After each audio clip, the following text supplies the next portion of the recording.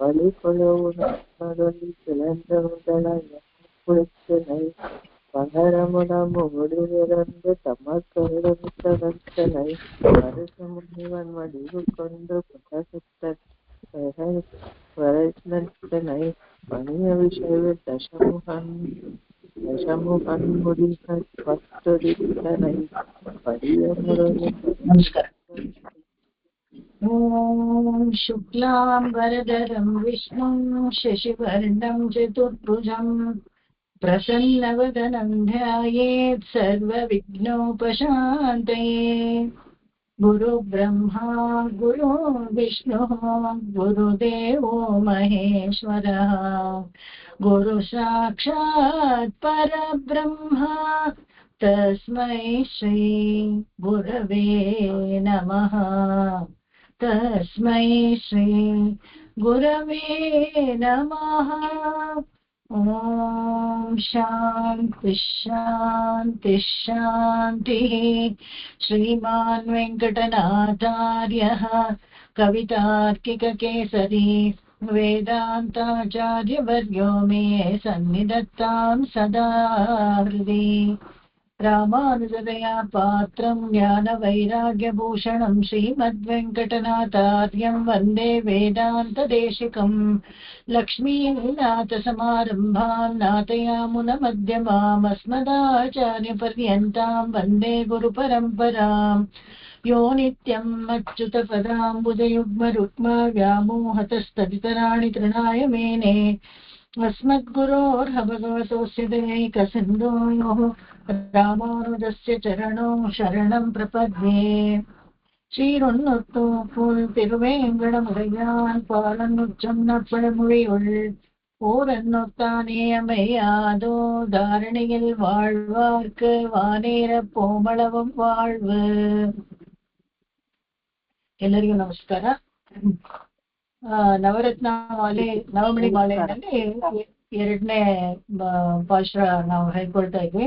ಇದ್ರ ಪಾಠ ಆಗಿದೆ, ಅದು ಸುಮ್ಮನೆ ಪೂರ್ತಿ ಹೇಳ್ಬಿಟ್ಟು ಅರ್ಥ ಹೇಳ್ಕೊಂಡು ಹೋಗ್ತೀನಿ. ಮುಂದೆ ಒಂದ್ಸತಿ ಫುಲ್ ರಿಪೀಟ್ ಮಾಡ್ತೀನಿ, ಸಬಿತಾ ರಿಪೀಟ್ ಮಾಡಿದ್ಮೇಲೆ ಆಮೇಲೆ ಇದು ಮಾಡ್ಬೇಡ, 1 to 1 ವರ್ಡ್ ಏನ್ ಹೇಳೋದ್ ಬೇಡ. மகர வளரு மளவில் போவ மடைய உட்டலைத்தனை வடிவு கமடம் என அமர்ந்த கீழ்த்தனை தரித்தனை வலியும் அசுரருரமிடந்து வசுதை பேர்த்தெடுத்தனை வலிகொள்ளவுணன் உடல் பிளந்து மதலைமை குதித்தனை பகரும் உலகம் அடியளந்து தமர்களை கழித்தனை தமர்களுக்களித்தனை பரசு முனிவர் வடிவு கொண்ட பகைவரை துணித்தனை பணீஷையில் தசமுகன் தன் முடிகள் பத்தருத்தனை படியும் உறவில் வரு பிளம்ப அசுரனை தகத்தனை நகரித்து வர என உகந்து துவரை உகந்து வரை கரத்தெடுத்தனை நடமுடு இயலு பரியில் வந்து நலிவருக்க உத்தனை நலியும் வினைகள் செகுமருந்தி நலமுறைந்த வெற்பினை நணுகருட நதி கிடந்த புனலுகப்பில் வைத்தனை அகர முதல உரைக்குள் மங்கை கணவனுக்களித்தனை அடையும் வினத சிறுவன உய்ய அருள் கொடுத்துயர்த்தினை அவனி மரபு திரு அகிந்தை அடியவர்க்கு மெய்யனே. Okay, once you can repeat, no, Sabita. Namaskaram. Namaskar. மகரும் வளரும் அளவில் பௌவம் அடைய ஒற்றலைத்தனை வடிவு கமட்டும் என அமர்ந்து கிரிதனை தரித்தனை மலியும் அசுரன் உரமிடந்து வசுதை பேர்த்தெடுத்தனை வலி கொளவுனன் உடல் பிளந்து மதலைமை குதித்தனை பகரும் உலகம் அடி அளந்து தமர்களுக்களித்தனை பரசு முனிவன் வடிவு கொண்டு பகைவரை துணித்தனை பணிய விசைவில் தசமுகன் தன் முடிகள் பத்தறுத்தனை படியும் உருவில் வரு பிளம்ப அசுரனை தகத்தனை நகரி துவரை என உகந்து வரை கரத்தெடுத்தனை நடமொடியலு பரியில் வந்து நலி வறுக்க உற்றனை நலியும் வினைகள் செகு மருந்தின் நலமுறைந்த வெற்பினை நனுகு கருட நதி கிளர்ந்த புனலுகப்பில் வைத்தனை அகர முதல உரை கொள்மங்கை கணவனுக்களித்தனை அடையும் வினத்தை சிறுவன் உய்ய அருள் கொடுத்துயர்த்தினை அடியும் மனையும் எனும் அனந்தன் அடி தொழக்களித்தனை அவனி மருவு திருவையிந்தை அடியவர்க்கு மெய்யனே. Nice, thank you. ಇದು ಈ ಹಾಡಲ್ಲಿ ಇರುಪತ್ತೆಣ್ಣ ಶ್ರೀರಾಶಿರಿಯಂ ಚಂದವೃತ್ತ ಅಂತ ತಮಿಳಲ್ಲಿ ಇಲಕ್ಕಣಂ ಅಂತಾರಲ್ಲ, ಇದರಲ್ಲಿ ಬರುತ್ತೆ. ಇದರಲ್ಲಿ ಮೊದಲು 10 ಸಾಲುಗಳಲ್ಲಿ ದಶಾವತಾರವನ್ನ ಹೇಳ್ತಾರೆ. ಮತ್ತೆ ನಮಗೆ ಯಾಕೆ ಅವಾಗವಾಗ ಈ ದಶಾವತಾರವನ್ನ ಇದು ಎಲ್ಲ ಹೇಳ್ತಾರೆ ಅಂದ್ರೆ, ಈ 5 ರೂಪದಲ್ಲಿ ಇರುವಂತ ಭಗವಂತ ಪರ, ವಿಭವ, ವ್ಯೂಹ, ಅರ್ಚ, ಅಂತರ್ಯಾಮಿ ಎಲ್ಲಾರು ಒಂದೇ ಅಂತ ನಮಗೆ ಸಮನಾಗಿ ತೋರಿಸ್ಕೊಡೋದಕ್ಕೋಸ್ಕರ ಅದನ್ನ ಹೇಳ್ಬಿಟ್ಟು ಮತ್ತೆ ಇಲ್ಲಿ ಅರ್ಚೆ ರೂಪದಲ್ಲಿರೋದನ್ನ 10 ಸಾಲಲ್ಲಿ ದಶಾವತಾರವನ್ನ, ಮತ್ತೆ ಆ ಸಾಲಲ್ಲಿ ಆ ತಿರುವಹೀಂದ್ರಪುರಂ ಕ್ಷೇತ್ರ ಮಹಿಮೆಯನ್ನ ಆ ದೇವರನ್ನ ಕೊಂಡಾಡ್ತಾರೆ. ಇಲ್ಲಿ ನೋಡೋಣ ಈ ಒಂದೊಂದೇ ಅವತಾರಗಳನ್ನ ಹೇಗೆ ಮಾಡ್ತಾರೆ. ಮಕರ വളರು ಮಳವಿಲ್ ಪೌವ ಮಡೆಯ ಉತ್ತಲೈತನೆ. ಈಗ ಕ್ಷೇತ್ರದ ವಿವರಣೆ ಅಂತ ಹೇಳ್ಬೇಕಾದಾಗ ಈ ಅರ್ಚಾಮೂರ್ತಿ ಇದೆಯಲ್ಲ, ಅದರಲ್ಲಿ ಕೊನೆಯಲ್ಲಿ ಒಂದು ಮಾತು ಮೂವರಾಹಿಯ ಒರುವನೆ ಅಂತ ಹೇಳಿದಾಗ ಈ ಕ್ಷೇತ್ರದಲ್ಲಿ ವಿಶೇಷ ಏನಪ್ಪಾ ಅಂತ ಹೇಳಿದ್ರೆ, ಉತ್ಸವರಲ್ಲಿ ನೀವು ಆ 3 ಮೂರ್ತಿನೂ ಒಂದೇ ಇದರಲ್ಲಿ ನೋಡ್ಬೋದು. ಅಂದ್ರೆ ಕೈಯಲ್ಲಿ ಪದ್ಮ ಇಟ್ಕೊಂಡು ಬ್ರಹ್ಮನ ಹಾಗೆ, ನೆತ್ತಿಯಲ್ಲಿ ಕಣ್ಣು ಮತ್ತೆ ಜಡೆ ಅದೆಲ್ಲ ಇರೋದು ಶಿವನ ಹಾಗೆ, ಅದೆಲ್ಲ ನಾವು ನೋಡ್ಬೋದು. ಕೈಯಲ್ಲಿ ಶಂಖಚಕ್ರ ಇಟ್ಕೊಂಡು ವಿಷ್ಣುವಿನ ಹಾಗೆ. ಮೂವರಾಹಿಯ ಒರುವನೆ ಅನ್ನೋದು ಇದಕ್ಕೆ ಉತ್ಸವರಿಗೆ ಹೇಳಿದಂಗಿದೆ. ನಾನು ಅದೇ ಹಿಂದೆ ನಾವು ಹೇಳಿದ್ವಲ್ಲ, ಹೇಗೆ ಚೋಳ ದೇಶದ ರಾಜ ಬಂದು ದೇವಸ್ಥಾನವನ್ನ ನಾಶ ಮಾಡ್ಬೇಕು ಅಂತಿದ್ದಾಗ ಇದನ್ನ ತೋರಿಸಿ ಭಗವಂತನೇ ಪ್ರತ್ಯಕ್ಷ ಆಗಿ, ನೋಡು ನನ್ನಲ್ಲೇ ಮೂವರನ್ನ ನೋಡ್ಬೋದು ನೀನು ಅಂತ ಹೇಳಿ ದೇವಸ್ಥಾನವನ್ನ ಕಾಪಾಡೋದು ಅಂತ ಒಂದು ಚರಿತ್ರೆ ಇದೆ. ಇಲ್ಲಿ ಇವಾಗ ಮೊದಲನೇದು ಮಕರಂ വളರುಂ ಅಂತ ಹೇಳಿದ್ರೆ ಈ ಮತ್ಸ್ಯಾವತಾರದವನ್ನ ಹೇಳ್ತಾರೆ.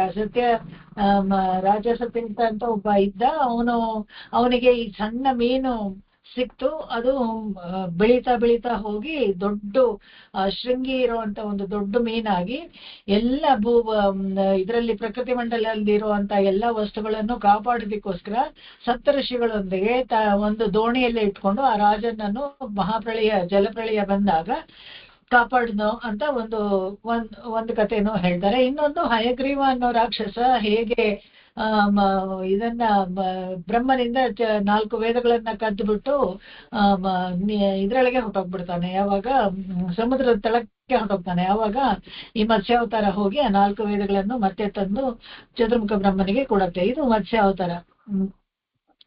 ಅದು ಆ ಮತ್ಸ್ಯಾವತಾರದ ವಿಶೇಷವನ್ನ ಹೇಳ್ತಾರೆ. ವಡಿಯು ಕಮಡ ಮೆನವ ಬಂದ ಗಿರಿತನೈದರಿತ್ತನೆ.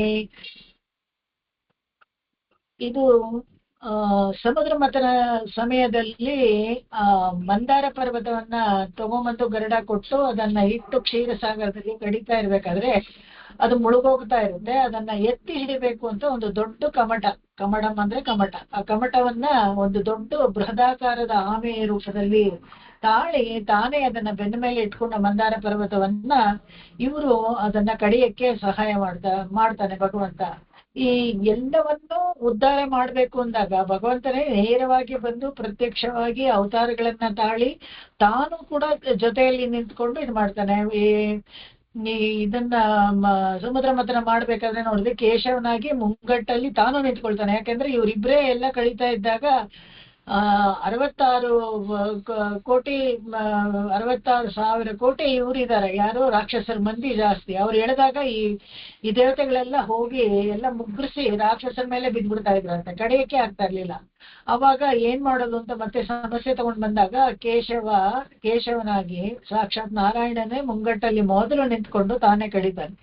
ಅವ್ರ ಜೊತೆಗೆ ತಾನು ಹೋಗಿ ಯಜಮಾನ ಸಹಕಾರವಾಗಿ ಕರೀತಾನೆ. ಅದೇ ತರ ಇಲ್ಲಿ ಆ ಬೆನ್ನ ಮೇಲೆ ಇದು ಮಂದಾರ ಪರ್ವತವನ್ನ ಕೂರಿಸ್ಕೊಳ್ತಾನೆ. ಇಲ್ಲಿ ಈ ಭೂಮಾವತಾರಗಳನ್ನ ನೋಡ್ಬೇಕು. ಯಾವಾಗ ಈ ಬೃಹದಾಕಾರದಲ್ಲಿ ಅಣು ಬೃಹತ್ ಕೃಷ ಸ್ಥೂಲು ಅಂತ ನಾವು ಇದರಲ್ಲಿ ಹೇಳ್ಬೇಕಾದ್ರೆ, ಈ ಬೃಹತ್ ಅಂತ ಬಂದಾಗ ಮಂದಾರ ಪರ್ವತ ಏನು ಸಾಧಾರಣ ಚಿಕ್ಕ ಬೆಟ್ಟ ಅಲ್ಲ, ಅದೆಷ್ಟು ದೊಡ್ಡ ಬೆಟ್ಟ. ಅದನ್ನ ಹೇಗೆ ಸಾಗಿಸೋದು ಅಂತ ಕಷ್ಟಪಡ್ತಾ ಇದ್ದಾಗ್ಲೇನೆ ವಿಷ್ಣು ಅವಾಗ ಭಗವಂತ ಗರುಡನನ್ನ ಕರ್ಕೊಂಡು ಹೋಗಿ ಅವನ ಸಹಾಯದಿಂದ ತಗೊಂಡ್ ಬಂದು ಇಟ್ಕೊಳ್ಳಿ ಅಂತ ಹೇಳ್ತಾರೆ. ಗರುಡನಿಂದ ಮಾತ್ರನೇ ಸಾಧ್ಯವಾಗಿದೆ ಅಷ್ಟು ಭಾರವಾದ ದೊಡ್ಡ ಪರ್ವತವನ್ನ ಯಾವ್ದ್ರ ಮೇಲೆ ಇಡಕ್ಕಾಗತ್ತೆ? ಅದು ನ್ಯಾಚುರಲಿ ಅದು ಮುಳುಗೋಗ್ತಾನೆ ಇರುತ್ತೆ ಕ್ಷೀರಸಾಗರದಲ್ಲಿ.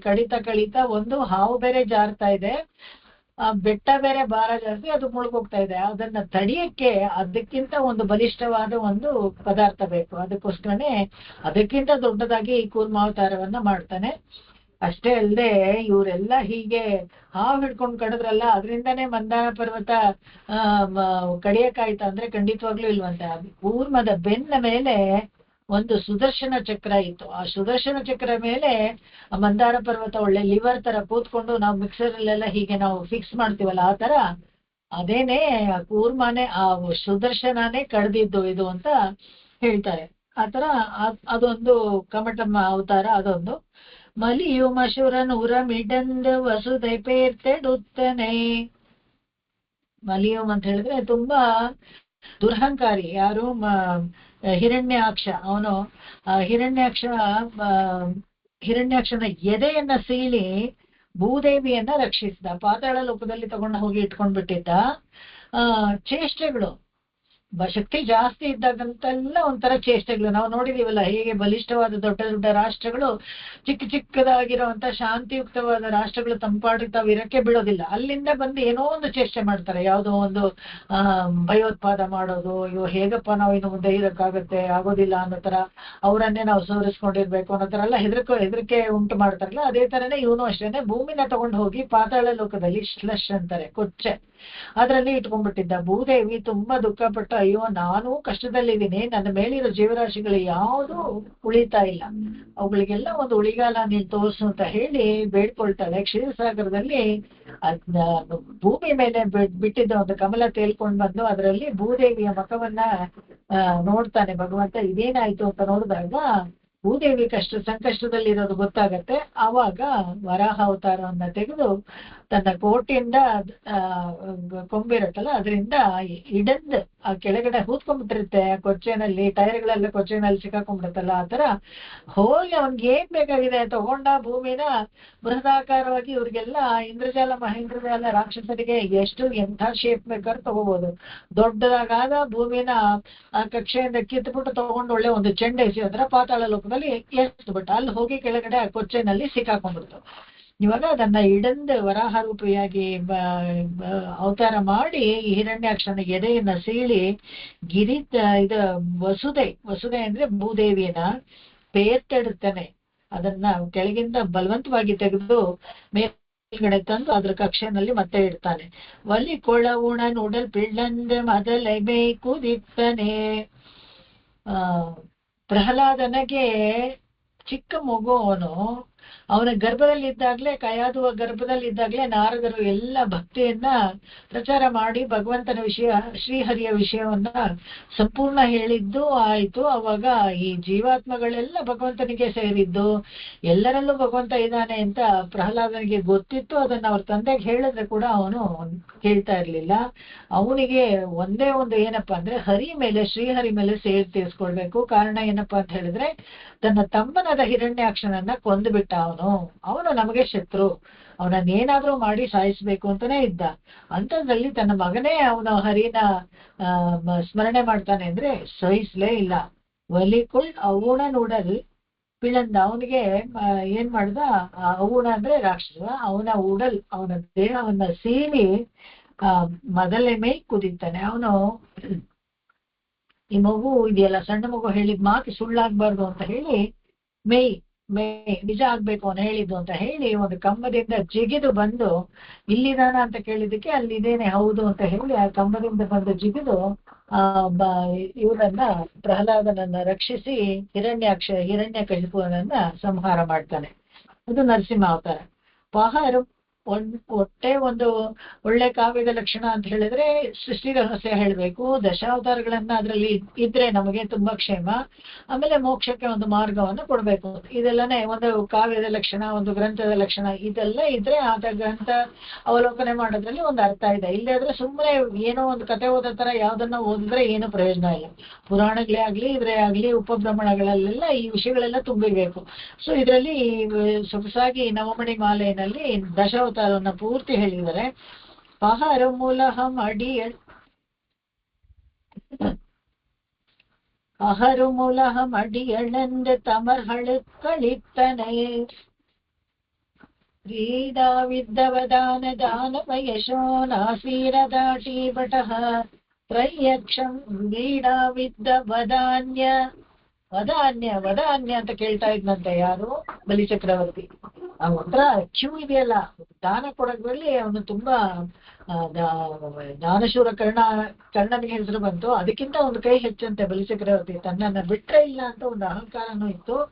ವದಾನ್ಯ ತಳ್ತಾ ಇದ್ನಂತೆ. ಬನ್ನಿ ನೆಕ್ಸ್ಟ್ ಏನು ಅಂತ ಯಾರು ಏನ್ ಕೇಳಿದ್ರೆ ಎಲ್ಲವನ್ನ ಕೊಡ್ತಾ ಇದ್ನಂತೆ. ವ್ರೀಡಾವಿದ್ದ ವದಾನ್ಯ ದಾನವ ಯಶ ಅಂದ್ರೆ ದಾನವರಲ್ಲೆಲ್ಲ ಯಶಸ್ಸು ಪಡೆದಂತ ಈ ಬಲಿಚಕ್ರವರ್ತಿ ಆತರ ಒಂದು ಗರ್ವದಿಂದ ಇದ್ನಲ್ಲ, ಆ ಗರ್ವವನ್ನ ಮುಡಿಯೋಕ್ಕೋಸ್ಕರ ಅವನ ಉಲಹಂ ಅಡಿ ಎಳಂದೆ ತನ್ನ ಕಾಲಿಂದ ವಾಮನ ಅವತಾರ ಮಾಡಿ ತನ್ನ ಕಾಲಿಂದ ಅಳ್ಕೊಂಡು ತನ್ನದಾಗಿಸಿಕೊಂಡು ಅವನ ಗರ್ಭವನ್ನ ಭಂಗ ಮಾಡಿ ಅವನನ್ನ ಪಾತಾಳ ಲೋಕಕ್ಕೆ ಕಳಿಸ್ತಾನೆ. ತಮರ್ಹಳಕ್ಕ ಅಳಿತಾನೆ. ತಮರ್ಹಳಕ್ಕ ಅಂತ ಹೇಳಿದ್ರೆ ಯಾರ್ಯಾರ ಲೋಕ ಇವನ್ನೆಲ್ಲ ಕಿತ್ಕೊಂಡು ತಂದು ಅಂತ ಅನ್ಕೊಂಡಿದ್ನೋ ಅವ್ರವ್ರಿಗೆ ಎಲ್ಲವನ್ನ ಕೊಟ್ಬಿಟ್ಟ. ನಾವು ನೋಡ್ತೀವಲ್ಲ ಭೂಮಿ ಕಾಣಿಗಳೆಲ್ಲ ದೊಡ್ಡ ದೊಡ್ಡ ಸಾಹುಕಾರಗಳೆಲ್ಲ ಕಬ್ಜಾ ಮಾಡ್ಕೊಂಡಿದ್ರೆ ಅದನ್ನೆಲ್ಲ ಕಿತ್ಕೊಂಡು ಮತ್ತೆ ಅವ್ರವ್ರಿಗೆ ಎಲ್ಲ ಯಾರ್ಯಾರ್ದು ಭೂಮಿ ಯಾರ ಹೆಸರಲ್ಲಿತ್ತೋ ಅವ್ರವ್ರಿಗೆ ಮತ್ತೆ ವಾಪಸ್ ಕೊಡೋತರ ಭಗವಂತ ಬಂದು ಬಲಿಚಕ್ರವರ್ತಿ ಎಲ್ಲವನ್ನ ತಗೊಂಡಿದ್ನಲ್ಲ ಅದನ್ನೆಲ್ಲ ತಗೊಂಡು ಮತ್ತೆ ಯಾರ್ಯಾರಿಗೆ ಸೇರ್ಬೇಕಾಗಿತ್ತೋ ಅವ್ರಿಗೆಲ್ಲ ಕೊಟ್ಟ ಅಂತ. ಪರಶುಮುನಿ ಇದರಲ್ಲಿ ಬಲಿಚಕ್ರ ಈ ವಾಮನ ಅವತಾರದಲ್ಲಿ ಮಾತ್ರ ಒಂದು ವಿಶೇಷ ಏನಪ್ಪಾ ಅಂದ್ರೆ 2 ರೂಪವನ್ನ ತೋರಿಸ್ತಾನೆ ಒಂದೇ ಅವತಾರದಲ್ಲಿ. ಕುರುಳ ಬ್ರಹ್ಮಚಾರಿ ಕುಳ್ಳಿಗೆ ವಾಮನ ಅವತಾರವನ್ನ ಕುಳ್ಳಿಗೆ ಬಂದು ತ್ರಿವಿಕ್ರಮನಾಗಿ ನಂಬಲಿಕ್ಕೆ ಸಾಧ್ಯವೇ ಇಲ್ಲದೆ ಇರೋ ತರ ಒಂದು ಭೂಮಾವತಾರವನ್ನ ಮಾಡಿ ಇಡೀ ಜಗತ್ತನ್ನ ಆಳ್ಕೊಂಡಿದ್ದು. ಒಂದು ಬ್ರಹ್ಮಲೋಕಕ್ಕೆ ಹೋಗಿ ಬ್ರಹ್ಮನಿಗೆ ಭಗವಂತನನ್ನ ನೋಡ್ಬೇಕು ಅಂತ ಉತ್ಕಟ ಇಚ್ಛೆ ಇರುತ್ತೆ. ಅವನಿಗೆ ಪಾದವನ್ನ ಕೊಟ್ಟು ಪಾದ ಸೇವೆ ಮಾಡಿಸ್ಕೊಂಡು ಶಿವನಿಗೆ ಶಾಪ ಹೋಗ್ಬೇಕಾಗಿರುತ್ತೆ, ಬ್ರಹ್ಮಹತ್ಯೆ ದೋಷ ಹೋಗ್ಬೇಕಾಗಿರುತ್ತೆ.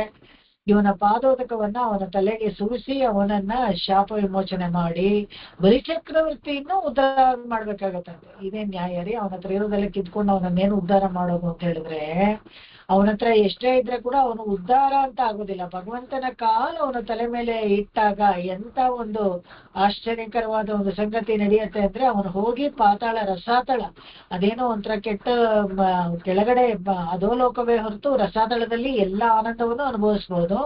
ಅಷ್ಟೇ ಅಲ್ಲದೆ ಆ ಜನ್ಮ ಅದು ಮುಗಿದ ಮೇಲೆ ಕಲಿಯುಗದ ಕೊನೆಯಲ್ಲಿ ಮತ್ತೆ ಇವನೇ ಬ್ರಹ್ಮ ಆಗ್ತಾನೆ ಅಂತ ಒಂದು ಚರಿತ್ರೆಯಲ್ಲಿ ಪುರಾಣಗಳಲ್ಲಿ ಹೇಳುತ್ತೆ. ಅಂದ್ರೆ ಆತರ ಒಂದು ಒಳ್ಳೆ ಇಂದ್ರ ಆಗ್ತಾನೆ ಅಂತ ಅವನು ಆತರ ಒಂದು ಒಳ್ಳೆ ಪದವಿ ಸಿಗುತ್ತೆ ಅವನಿಗೆ ಅಂತ ಹೇಳ್ತಾರೆ. ಅದುವರೆಗೂ ಇವರನ್ನ ಯಾಕೆ ಕಾಯ್ಬೇಕು ಅಂತ ಹೇಳಿದ್ರೆ ದೇವಾದಿ ದೇವತೆಗಳೆಲ್ಲಾನು 33 ಕೋಟಿ ದೇವತೆಗಳಲ್ಲಿ ಏನು ಎಲ್ಲ ಸಾತ್ವಿಕರೇನಲ್ಲ. ಅವ್ರಿಗೂ ಅವ್ರವ್ರ ಲೋಕ ಅವ್ರು ವಾಪಸ್ ಸಿಕ್ಕಿದಾಗ ಅವ್ರ ಶಕ್ತಿ ಅವರು ವಾಪಸ್ ಪಡ್ಕೊಂಡಾಗ ಚೇಷ್ಟೆಗಳು ಮಾಡ್ತಾ ಇರ್ತಾರೆ. ಮತ್ತೆ ಬಂದು ಬಲಿಚಕ್ರವರ್ತಿನಲ್ಲಿ ಪಾತಾಳ ಲೋಕದಲ್ಲಿ ಅವನಿಗೆ ತೊಂದರೆ ಕೊಡ್ಬೋದು. ಅವನಿಗೆ ತೊಂದರೆ ಕೊಡದೆ ಇರೋ ತರ ನೋಡ್ಕೊಳ್ಳೋಕೋಸ್ಕರ ಬಾಗಿಲಲ್ಲಿ ವಾಚ್ಮೆನ್ ತರ ಅವನೇ ಕಾವಲ್ಗಾರನಾಗಿ ನಿಂತ್ಕೊಳ್ತಾನಂತೆ ವಾಮನ ಮೂರ್ತಿ ನೋಡಿ.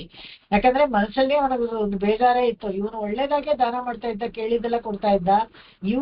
ಇವನ ಹತ್ರ ಕಿತ್ಕೊಂಡು ಎಲ್ಲರಿಗೂ ಕೊಟ್ಟಿದ್ದು ಒಂಥರ ನನ್ಗೇನು ಇಷ್ಟ ಇಲ್ಲ. ಆದ್ರೆ ನಮ್ಮ ಅಮ್ಮ ಕೇಳ್ಬಿಟ್ಲು, ಅದಿತಿ ಕೇಳ್ಕೊಳ್ತಾಳೆ ಇಂದ್ರನಿಗೆ ಅವನ ಲೋಕ ವಾಪಸ್ ಬೇಕಂತೆ, ನೀನು ಹೋಗಿ ಕೇಳು ಅಂತ ಹೇಳ್ತಾಳೆ. ಅದಕ್ಕೋಸ್ಕರ ಇವನ್ ಬಂದ.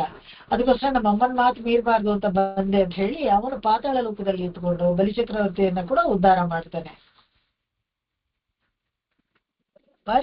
ಪರಶುಮುನಿವನ್ ಬಡಿದುಕೊಂಡು ಪಾವರೈತು ನಿತ್ತನೆ. ಪರಶುರಾಮ ಅವತಾರ ಎಲ್ಲರಿಗೂ ಗೊತ್ತು. ಹೇಗೆ ರೇಣುಕಾ ಮತ್ತು ಜಮದಗ್ನಿ ಒಂದು ಯಾವುದೋ ಒಂದು ಅಕ್ಷರ ಪಟ್ಟಿದ್ದಕ್ಕೋಸ್ಕರ ಜಮದಗ್ನಿ ತನ್ನ 3ನೇ ಕಣ್ಣನ್ನ ತೆರೆದು ರೇಣುಕಾವನ್ನ ಸುಟ್ಟು ಬೂದಿ ಮಾಡಿಬಿಟ್ಟಿರ್ತಾನೆ. ಅವಾಗ ಈ ಪರಶುರಾಮ ಅವರು ತಮ್ಮಂದ್ರನ್ನು ಎಲ್ಲಾರನ್ನೂ ಬೂದಿ ಮಾಡಿಬಿಟ್ಟಿರ್ತಾನೆ. ಅವಾಗ ಪರಶುರಾಮ ಬಂದಾಗ ತಂದೆ ಹೇಳ್ತಾರೆ, ಈ ತರ ಕಾರ್ತಿವೀರ್ಯಾರ್ಜುನ ಅವನು ಬಂದು ಇದೆಲ್ಲ ನಮ್ಗೆ ತೊಂದರೆ ಕೊಟ್ಟ, ಈ ತರ ಇವರು ಎಲ್ಲ ಉಪಚಾರ ಪಟ್ರು, ಅದರಿಂದ ಹೀಗೆ ನಾನು ಅವರನ್ನ ಸುಡ್ಬೇಕಾಯ್ತು ಅಂತ ಹೇಳಿದಾಗ ಇವನು ತಲೆ ಕಡಿಯಕ್ಕೆ ಬೇರೆ ಯಾರು ತಯಾರಿರಲಿಲ್ಲ. ರೇಣುಕಾ ತಲೆಯನ್ನ ಕಡಿದು ವರಗಳನ್ನ ಪಡ್ಕೊಂಡು ತನ್ನ ತಮ್ಮಂದ್ರೆಲ್ಲ ಬೂದಿಯಾಗಿರ್ತಾರಲ್ಲ ಅವ್ರಿಗೆಲ್ಲ ಮತ್ತೆ ಜೀವ ಬರೆಸ್ತಾನೆ ಪರಶುರಾಮ. ಅಷ್ಟೇ ಅಲ್ಲದೆ ಪರಶು ಮುನಿವರ್ ವಡಿವುಕೊಂಡು ಅಂತ ಯಾಕೆ ಸ್ಪೆಷಲ್ ಆಗಿ ಹೇಳಿದ್ರು ಅಂತ ಹೇಳಿದ್ರೆ, ಇದು ಈ ಅವತಾರ ಇದೆಯಲ್ಲ ಅನುಪ್ರವೇಶ ಅವತಾರ. ಅನುಪ್ರವೇಶ ಅಂತ ಹೇಳಿದ್ರೆ ಯಾವಾಗ ಒಂದು ಸ್ವಲ್ಪ ಹೊತ್ತಿಗೆ ಮಾತ್ರನೇ ಅದು ಅವತಾರವಾಗಿದ್ದು, ಆ ಕಾಲದಲ್ಲಿ ಭಗವಂತ ಪರಶುರಾಮನ ಶರೀರದಲ್ಲಿ ಹೋಗಿ ಆ ಕಾರ್ತಿವೀರ್ಯಾರ್ಜುನ ಅವರನ್ನೆಲ್ಲಾನು ಕೊಂದು ನಿರಸನ ಮಾಡಿ ಬರ್ತಾನೆ, ತನ್ನ ತಾಯಿಯನ್ನ ಉಳಿಸ್ಕೊಂಡು ಎಲ್ಲ ಮಾಡಿ ಬರ್ತಾನೆ. ಅದಕ್ಕೋಸ್ಕರ ವಡಿವುಕೊಂಡು ಅದು ಕ್ಷಣಿಕವಾಗಿತ್ತು. 21ನೇ ಆವರ್ತಿ ಎಲ್ಲ ಕೆಟ್ಟ ಕ್ಷತ್ರಿಯರನ್ನ ಕೊಂದು ಇಡೀ ಜಗತ್ತನ್ನ ತನ್ನ ಕೈಯಲ್ಲಿ ಇಟ್ಕೊಂಡಿದ್ದ. ಮತ್ತೆ ಯಾಗ ಮಾಡಿ ತನ್ನ ಪಾಪ ಪರಿಹಾರ ಮಾಡಿಕೊಂಡಾಗ ಕಶ್ಯಪ ಮುನಿಗಳಿಗೆ ಅವರು ಬೃಹಸ್ಪತಿಯಾಗಿ ಯಾಗ ಮಾಡಿಸಿದಕ್ಕೆ ಅದನ್ನ ದಾನವಾಗಿ ಕಶ್ಯಪರಿಗೆ ಕೊಟ್ಬಿಡ್ತಾರೆ. ಅದಕ್ಕೆ ಅವಾಗ ಕಾಶಿನಿ ಅಂತ ಹೇಳೋದು, ಭೂಮಿಯನ್ನ ಕಾಶಿನಿ ವಾಳ ಅಂತೆಲ್ಲ ಹಾಡುಗಳಲ್ಲಿ ಹೇಳ್ತಾರಲ್ಲ, ಕಾಶಿನಿ ಅಂದ್ರೆ ಭೂಮಿ. ಕಶ್ಯಪರಿಂದ ಬಂದಿದ್ರಿಂದ ಅದಕ್ಕೆ ಕಾಶಿನಿ ಅಂತ ಹೆಸರು ಬಂತು. ಪಣಿಯ ಈಶವಿಲ್ ದಶ ಮುಗಂತನ್ ಮುಡಿಗಳ್ಪತ್ ಉದಿರ್ತಾನೆ ಅಂತ ಕೂಡ ಹೇಳ್ಕೋಬಹುದು, ಪತ್ ಅರುತ್ತಾನೆ ಅಂತ ಕೂಡ ಹೇಳ್ಬೋದು. ಅದು ಎರಡು ಮೀನಿಂಗ್ ಒಂದೇನೆ. ಈ ಪಣಿಯೇ ಅಶೈವಿಲ್ ಅಂದ್ರೆ ನಮೇಯಂ, ಯಾವಾಗ್ಲೂ ಅದೇ ಹೇಳ್ತಾರೆ, ನಾನು ಯಾರಿಗೂ ತಲೆಬಾಗಲ್ಲ, ನಮೇಯಂ ಅಂತಾನೇ ಹೇಳ್ತಾ ಇರ್ತಾನಂತೆ ಸಾಯೋವರೆಗೂ. ಹಾಗೇನೆ ಸಾಯ್ತಾನೆ, ಯಾರಿಗೂ ತಲೆಬಾಗೋದಿಲ್ಲ ನಾನು ಅಂತ. ಯಾಕಂದ್ರೆ ಎಷ್ಟೆಷ್ಟೋ ಎಲ್ಲಾರು ಅವನಿಗೆ ಬುದ್ಧಿವಾದ ಹೇಳ್ದಾಗ್ಲೂ ರಾವಣ, ಮಾಲ್ಯವಾನ್, ಮಂಡೋದರಿ, ವಿಭೀಷಣ, ರಾಮ, ಸೀತಾ ಎಲ್ಲಾರು ಹೇಳ್ದಾಗ್ಲೂ ಯಾರು ಹೇಳಿದ್ರು ಕೇಳೋದಿಲ್ಲ. ನಮೇಯಂ, ನಾನು ಯಾವತ್ತಿದ್ರು ನಾನು ಯಾರಿಗೂ ತಲೆಬಾಗೋದಿಲ್ಲ, ಐ ವಿಲ್ ನಾಟ್ ಸರೆಂಡರ್ ಅಂತ ಇದ್ದ ದಶಮುಖನ್ಗೆ ತನ್ಮುಡಿಗಳು ಪತ್ತರುತ್ತಾನೆ. ಅವನ 10 ತಲೆಗಳನ್ನು ಒಂದು ಗೊಂಚಲ್ ತರ ಕೊಚ್ಚ ಹಾಕಿಬಿಡ್ತಾನೆ. ಅವನನ್ನ ಸಾಯಿಸಿ ಸೀತೆಯನ್ನ ಬಿಡಿಸ್ಕೊಂಡು ಬಂದು ಇಡೀ ಜಗತ್ತಿಗೆ ಒಂದು ಸ್ತ್ರೀಯಲ್ಲಿ ಅಪಚಾರ ಪಟ್ರೆ ಏನಾಗತ್ತೆ ಅನ್ನೋದನ್ನ ತೋರಿಸ್ಕೊಟ್ಟ ಭಗವಂತ. ಪಡಿಯು ಮುರುವಿಲ್ವರು ಪಿಲಂಬ ಅಸುರನೈತ ಹತ್ತನೈ.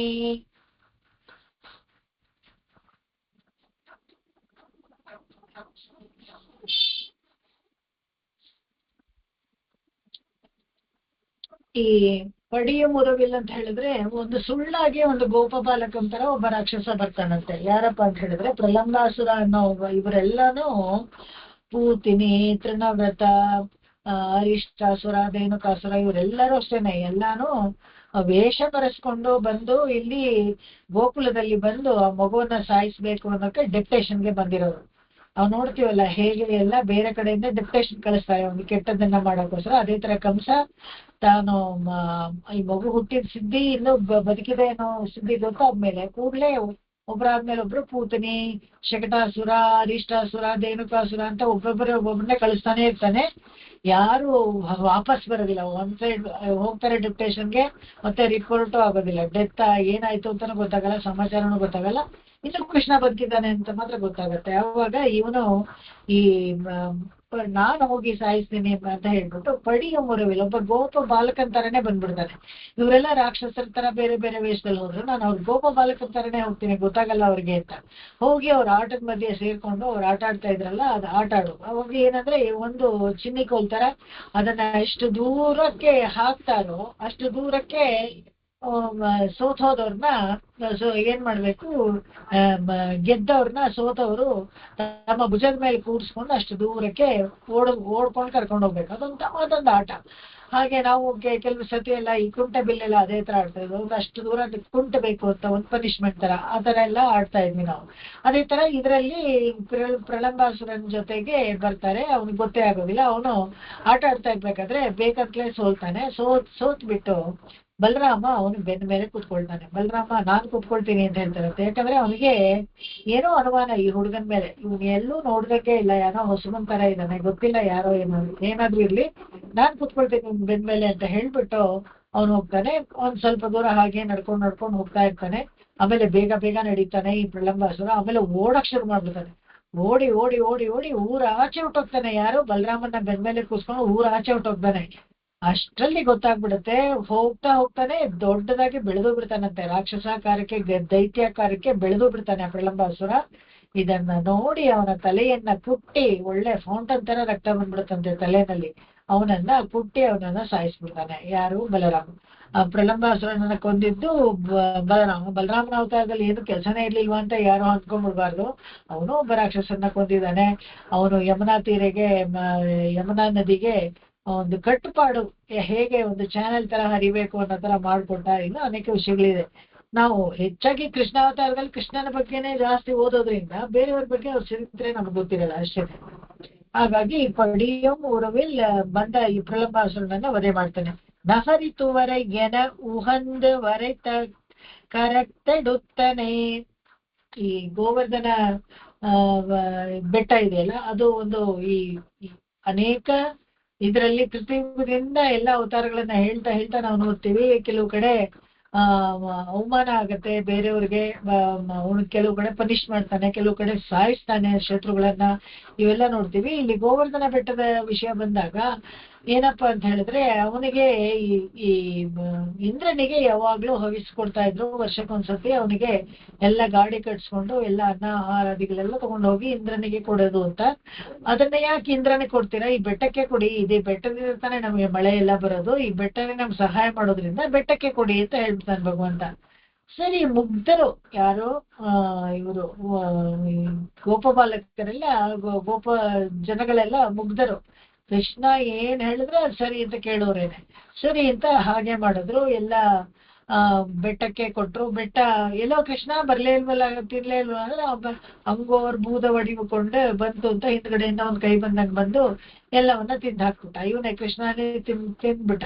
ಇವಾಗ ಏನಾಯ್ತು, ಇಂದ್ರನಿಗೆ ಕೋಪ ಬಂತು, ಮಳೆ ಬರೆಸ್ತಾನೆ. ಮಳೆ ಬರೆಸಿದಾಗ 1 ವಾರ ಕಾಲ ಆಲಿಕಲ್ ಮಳೆ ಸುರಿಸ್ತಾನೆ. ಅದೆಲ್ಲರಿಗೂ ಗೊತ್ತು ಆ ಕತೆ. ಅವನಿಗೆ ಭಂಗ ಮಾಡಿ, ವರ್ಣನಿಗೆ ಅವನ ಸ್ಟಾಕ್ ಎಲ್ಲ ಖಾಲಿ ಆಗೋ ತರ ಮಾಡಿ, ಇಂದ್ರನಿಗೆ ಗರ್ವಭಂಗ ಮಾಡ್ತಾನೆ. ಗರ್ವಭಂಗ ಅಷ್ಟೇ ಅಲ್ಲದೆ, ಯಾವಾಗ ಇಂದ್ರ ದುರಹಂಕಾರಿಯಾಗಿದ್ದ ರಾಮಾವತಾರದಲ್ಲಿ ರಾಮನನ್ನ ನೇರವಾಗಿ ನೋಡಿ ಸಹಾಯ ಬೇಕು ಅಂತ ಕೇಳಿದ್ರೆ ಅಗಸ್ತ್ಯರ ಮೂಲಕ ಇದನ್ನ ಮಾಡಿ ಅಂತ ಲಾಯ್ದ ಕೊಟ್ಬಿಟ್ಟು ಹೋಗ್ತಾನೆ. ಅದಕ್ಕೆ ಸರಿಯಾದ ಶಾಸ್ತಿಯಾಗಿ ಇದರಲ್ಲಿ ಕೃಷ್ಣಾವತಾರದಲ್ಲಿ ದ್ವಾಪರ ಯುಗದಲ್ಲಿ ಅವನಿಗೆ ಶಿಕ್ಷೆ ಕೊಡ್ತಾರೆ. ತಾನೇ ಖುದ್ದಾಗಿ ಕಾಮಧೇನುವಿನಿಂದ ಹಾಲನ್ನ ಚಿನ್ನದ ಕೊಡಗಳಲ್ಲಿ ತಂದು ಭಗವಂತನಿಗೆ ಅಭಿಷೇಕ ಮಾಡಿ ಅವನಿಗೆ ಪಟ್ಟಾಭಿಷೇಕ ಮಾಡ್ತಾನೆ. ಗೋವಿಂದ ಪಟ್ಟಾಭಿಷೇಕವನ್ನ ಮಾಡ್ತಾನೆ. ಅದು ನಹರಿತುವರೆ. ಇವಾಗ ಈ ಗೋಕುಲದಲ್ಲಿ ನಾವು ಇರಕ್ಕೆ ಸರಿ ಇಲ್ಲ. ನಗರ ಯಾವುದು? ದ್ವಾರಕಾ ನಗರನೇ ಸರಿಯಾದ ಊರು ನಮ್ಗೆ ಇರಕ್ಕೆ ಅಂತ ಹೇಳಿ ಅಲ್ಲಿ ಹೋಗಿ ವಾಸ ಮಾಡಿದ ಭಗವಂತ ಅನ್ನೋದನ್ನ ಇಲ್ಲಿ ತೋರಿಸ್ಕೊಡ್ತಾರೆ. ನಡಮೋಡು ಇಯಲು ಪರಿಗಿಲ್ ಒಂದು ನಲಿವರುಕ್ಕ ಉತ್ತನೈ. ಇನ್ನು ಕೃಷ್ಣ ಅವತಾರ ಆದ್ಮೇಲೆ ಕಲ್ಕಿ ಅವತಾರ. ಈ ಕಲ್ಕಿ ಅವತಾರ ವಿಶೇಷವಾಗಿ ಯಾವಾಗ ಬರುತ್ತೆ ಅಂತ ಹೇಳಿದ್ರೆ, ಕಲಿಯುಗದ ಕೊನೆಯಲ್ಲಿ ಬರ್ತಾನೆ. ಯಾವಾಗ ಒಂದೇ ಒಂದು ಜೀವರಾಶಿ ಕೂಡ ಭಗವಂತನನ್ನ ನೆನೆಯಲ್ಲ. ಅವಾಗ ಎಲ್ಲ ಪಾಷಂಡಿಗಳಾಗ್ಬಿಟ್ಟಿರ್ತಾರೆ. ಯಾರು ಭಗವಂತನನ್ನ ನೆನೆಯೋದಿಲ್ಲ. ಒಬ್ರು ಕೂಡ ಭಗವಂತನನ್ನ ನೆನೆಯದೇ ಇರ್ಬೇಕಾದ್ರೆ ಕೋಪಗೊಂಡು ಅವನೇ ಒಂದು ಕುದುರೆ ಮೇಲೆ ಕುಳಿತುಕೊಳ್ತಾನೆ. ಎಂತ ಕುದುರೆ ಅಂತ ಹೇಳಿದ್ರೆ, ನಡ ಮೋಡು ಇಯಲು.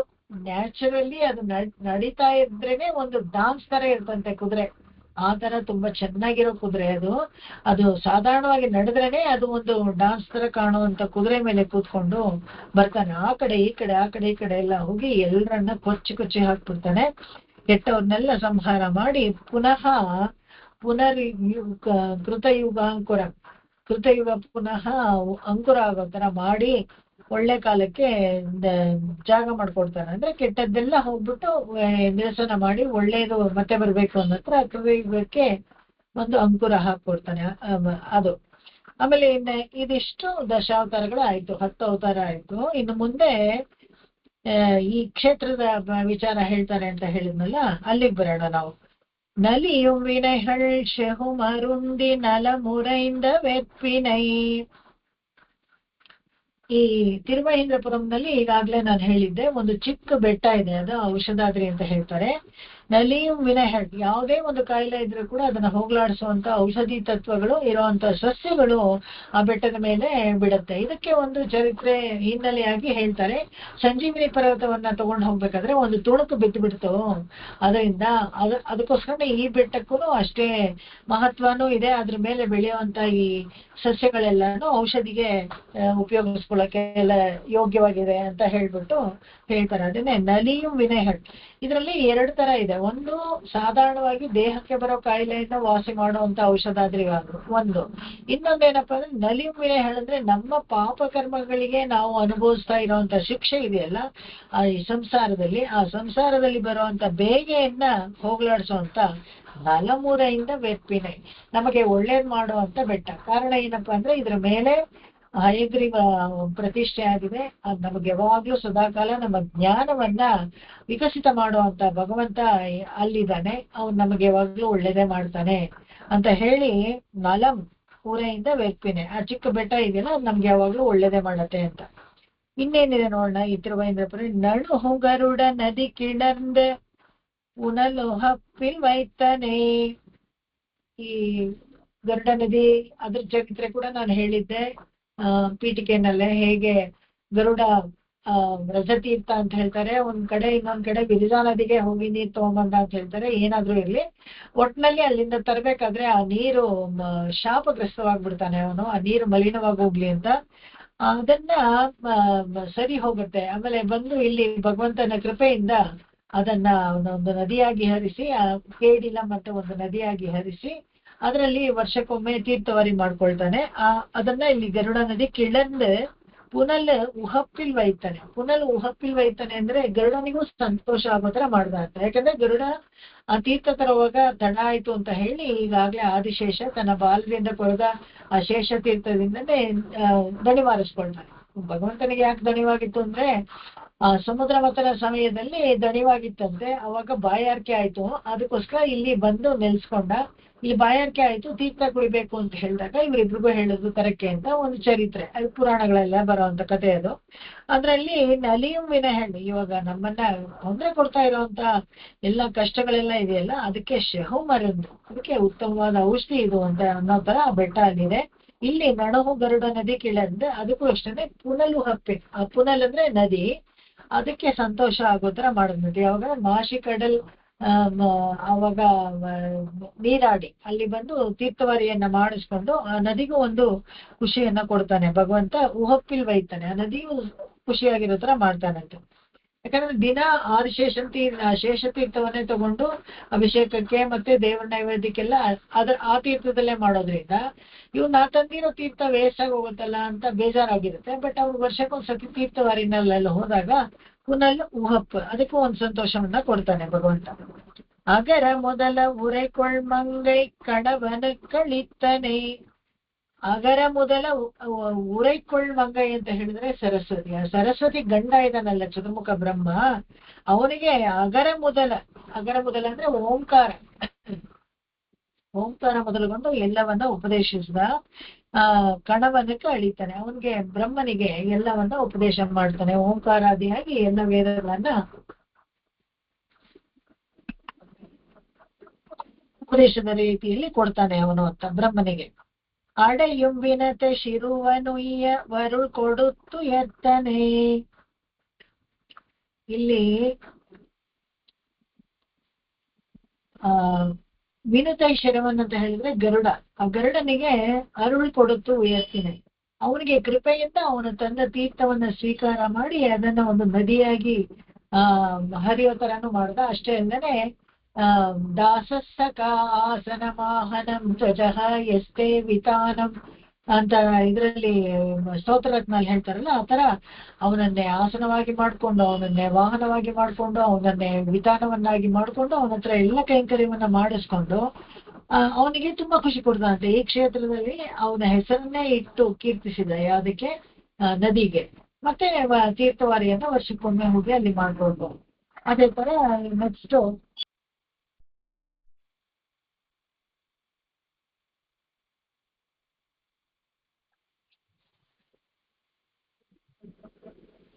ಓಕೆ. ನೆನ್ನೆ ತಾನೇ ನಾವು ಸಬ್ಸ್ಕ್ರಿಪ್ಷನ್ ಮಾಡಿದ್ವಿ, ಇದು ಮಧ್ಯದಲ್ಲಿ ನಿಂತೋಗಲ್ಲ ಅಂತ ಅನ್ಕೊಂಡ್ರಿ, ಬಟ್ ಯಾಕೋ ಸ್ಟಾಪ್ ಆಗಿದೆ. ಬಹುಶಃ ಅವ್ರು ಇನ್ನೂ ಅಪ್ಡೇಟ್ ಮಾಡಿರಲ್ವೇ ನಾವು ಇದ್ರನ್ನ ಪೋರ್ಟಲ್. ನೋಡೋಣ, ಇನ್ನೊಂದೆರಡು ದಿವಸ ಕಾದ್ ನೋಡೋಣ. ಇದರಲ್ಲಿ ನನ್ನ ಸಬ್ಸ್ಕ್ರಿಪ್ಷನ್ ಅದು ಮಾಡಿದ್ರಲ್ಲಿ 10 GB ಇದು ಇತ್ತು, ಮತ್ತೆ ಸ್ಟೋರೇಜ್ ಕೆಪಾಸಿಟಿ, ಮತ್ತೆ ಅಪ್ ಟು 1000 ಮೆಂಬರ್ಸ್ ಬರ್ಬೋದು ಬಿಡಿ. ಅದೇನು ನಮ್ ಕಷ್ಟನೇ ಇಲ್ಲ. 60 20 ಬರೋದಿಲ್ಲ, ಅದರಿಂದ ಏನ್ ತೊಂದರೆ ಇಲ್ಲ. ಅದೊಂದು. ಆಮೇಲೆ ಇದು ಕಂಟಿನ್ಯೂಸ್ ಆಗಿ 1 hour ಬರುತ್ತೆ ಅಂತ ಹೇಳಿದ್ರು ಅಂತ ಸಬ್ಸ್ಕ್ರೈಬ್ ಮಾಡಿದ್ವಿ. ಬಟ್ ನೋಡೋಣ, ಇವತ್ತು ಇನ್ನೇನು ಅಪ್ಡೇಟ್ ಆಗಿಲ್ಲ, ಅದನ್ನ ಆಮೇಲೆ ಫಾಲೋ ಮಾಡ್ಬೋದು. ಇವತ್ತು ನೆಕ್ಸ್ಟ್ ಅಡೆಯು ವಿನತೆ ಶುರುನಾಯ್ತು. ಅಡಿಯು ಮಣೆಯು ಮೆನುಮನಂತನ ಅಡಿ ತೊಳಕಳಿತ್ತನೆ. ಇದು ಅಷ್ಟೇ. ಈಗ ಆದಿಶೇಷನ ವಿಷಯವಾಗಿ ಹೇಳುವಂಥದ್ದು. சென்றால் குடையாம் நின்றால் இருந்தால் ಸಿಂಹಾಸನಮಂ ಇದು ತಿರುಮಾರ್ಕರವು ಅಂತ ಹೇಳ್ಬಿಟ್ಟು ಆಳ್ವಾರ್ಗಳು ಹಾಡ್ತಾರಲ್ಲ, ಆ ತರ ಅನಂತ ಆದಿಶೇಷ ಇದ್ದಾನಲ್ಲ, ಅವನಿಗೆ ನಿತ್ಯ ಕೈಂಕರ್ಯವನ್ನ ಸ್ವೀಕರಿಸ್ತಾನೆ. ಅವನ ಕೈಂಕರ್ಯದಿಂದ ಸಂತುಷ್ಟನಾಗಿದ್ದಾನೆ ಭಗವಂತ. ಅದನ್ನ ಹೇಳ್ತಾಳೆ. ಕೋಡೆ ಮತ್ತೆ ಸಿಂಹಾಸನ, ಪಾದುಕೆ, ಇವೆಲ್ಲಾನು ಆಗ್ತಾನೆ ಅವನು. ಅವನು ಎಲ್ಲಾನು ತಾನೇ ಆಗಿ ಭಗವಂತನಿಗೆ ಸದಾ ಕೈಂಕರ್ಯ ಮಾಡ್ತಾ ಇರ್ತಾನೆ. ಭಗವಂತನಿಗೆ ಕೈಂಕರ್ಯ ಮಾಡೋದು ಅಷ್ಟೇ ಇಲ್ಲ, ವಿಹವಾಲ್ ಇದರಲ್ಲಿ ಅವನಿಗೆ ಸದಾ ಸಂತೋಷ ಬರೋ ತರ ಮಾಡ್ತಾನೆ. ಕೈಂಕರ್ಯ ಮಾಡ್ಕೊಂಡು ಸದಾ ತಾನು ಸುಖಿಯಾಗಿರೋ ತರ ನೋಡ್ಕೊಳ್ತಾನೆ ಅಂತ. ಇಲ್ಲಿ ಏನಪ್ಪಾ ಅಂದ್ರೆ ನಿತ್ಯ ಸೂರ್ಯಗಳು ಗರುಡ ಮತ್ತೆ ಅನಂತ ಇಬ್ರಿಗೂ ಸಮನಾಗಿ ಸಂತೋಷ ಪಡಿಸೋಕೆ ಭಗವಂತ ಇಟ್ಕೊಂಡಿದ್ದಾನೆ ಜೊತೆಗೆ. ಅವನಿ ಮರುಗುತ್ತಿರು ಅಯ್ಯಂಡೈ ಅಡಿಯವರ್ಕ ಮೇಯನೆ. ಅವನಿ ಮರುಗು ಅಂದ್ರೆ ಒಂದು ಸ್ಪಾಟ್, ಒಂದು ಮಚ್ಚೆ ಅಂತ ಇಟ್ಕೊಳ್ಳೋದು, ಒಂದು ತಿಲಕಪ್ರಾಯವಾಗಿರುವಂತ ಒಂದು ಪ್ರದೇಶ. ಇವಾಗ ನ್ಯೂಯಾರ್ಕ್ ಅಂದ್ರೆ ಎಲ್ರಿಗೂ ಗೊತ್ತು. ಅದೇ ತರ ಫೇಮಸ್ ಜಾಗಗಳಿರುತ್ತಲ್ಲ, ಆ ತರ ಈ ಅವನಿ ಮರವು ಇಡೀ ಜಗತ್ತಿಗೆ ಒಂದು ಬೊಟ್ಟು ತಿಲಕಪ್ರಾಯವಾಗಿದೆಯಂತ ಈ ಜಾಗ ತಿರುವಹೀಂದ್ರಪುರಂ. ಭಗವಂತ ಅಲ್ಲಿ ಪ್ರತಿಷ್ಠೆಯಾಗಿ ಎಲ್ಲರಿಗೂ ಅನುಗ್ರಹ ಮಾಡಕ್ಕೆ ಅಂತ ನಿತ್ಯವಾಸ ಮಾಡ್ತಾ ಇದ್ದಾನಲ್ಲ ತಿರುವಹಿಂದೆಯಲ್ಲಿ. ಅಡಿಯವರ್ಕು ಮೇಯನೆ. ಇಲ್ಲಿ ಇದು ತುಂಬಾ ಮುಖ್ಯವಾದ ದಾಸ ಸತ್ಯ ಅಂತ ಹೇಳಿದ್ರು. ಏನಂದ್ರೆ ಯಾರು ಕೈಕರ್ಯ ಮಾಡ್ತಾರೋ ಅವರಿಗೆ ಮಾತ್ರ ಯಾವತ್ತೂ ಅವರಿಗೆ ನಿರಾಸೆ ಆಗೋದಿಲ್ಲ. ಅವ್ರು ಬೇಡಿದವರೆಗಳನ್ನು ಕೇಳಿದವರಿಗೆ ಕೊಡೋನು ಅಂತ ಭಗವಂತ ಹೇಳ್ತಾರಲ್ಲ, ಆ ತರ ಇಲ್ಲಿ ಮಾತ್ರ ದಾಸ ಸತ್ಯ ಅವನು. ಅಲ್ಲಿ ದಾಸರಿಗೆ ಸತ್ಯನಾಗಿದ್ದಾನೆ. ಆರ್ಜವವಾಗಿ ಅವ್ರು ಏನ್ ಕೇಳ್ತಾರೋ ಅವರ ಭಕ್ತಿಗೆ ತಕ್ಕ ಫಲಗಳನ್ನ ಯಾವಾಗ್ಲೂ ಕೊಡ್ತಾನೆ ಅಂತ. ಅಡಿಯವರ್ಕು ಮೇಯನೆ ಸತ್ಯ ಅವನು ಬಂದೇ ಬರ್ತಾನೆ, ಕಾಯ್ತಾನೆ ಅನ್ನೋದು ಖಂಡಿತ ಅಂತ ಹೇಳಿ ಈ ಹಾಡನ್ನ ಮುಗಿಸ್ಕೊತಾರೆ. ಮುಂದಿನ ಹಾಡುಗಳನ್ನ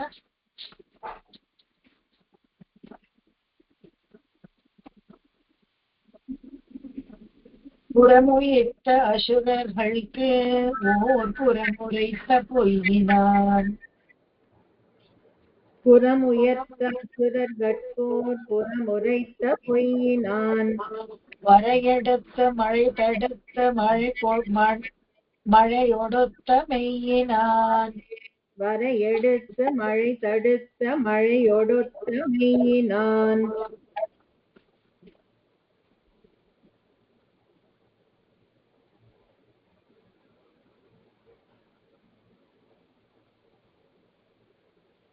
திரை நிறைத்த கடலெரித்த சிலை வளர்த்த கையினான்.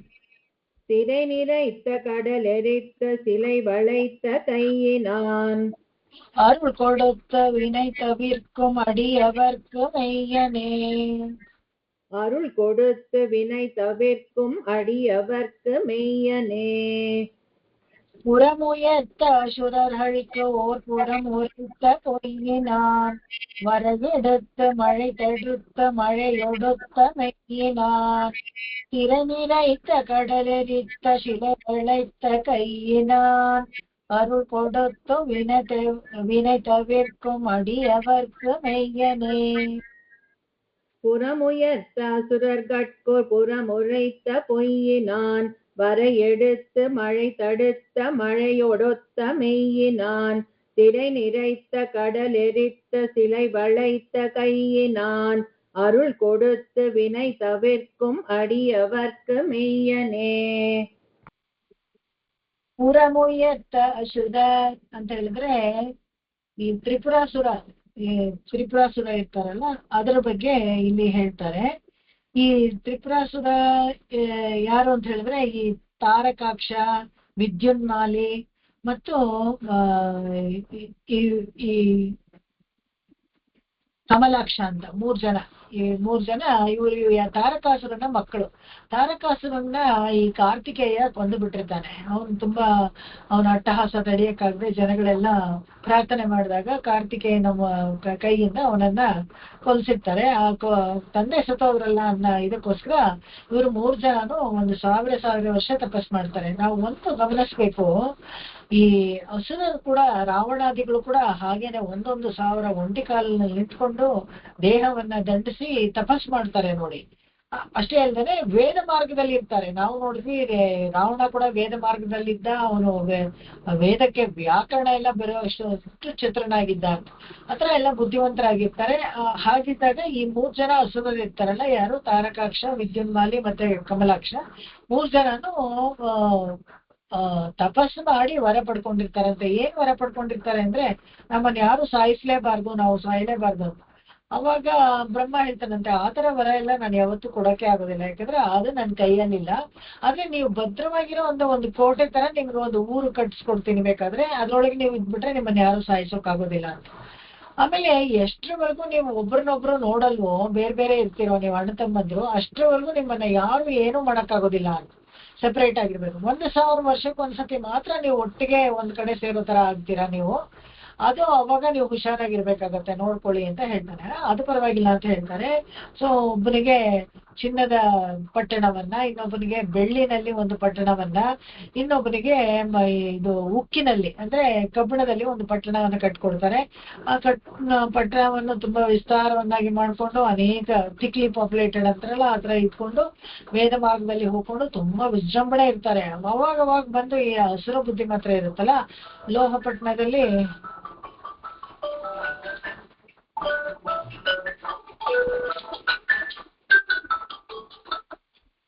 ಹಲೋ,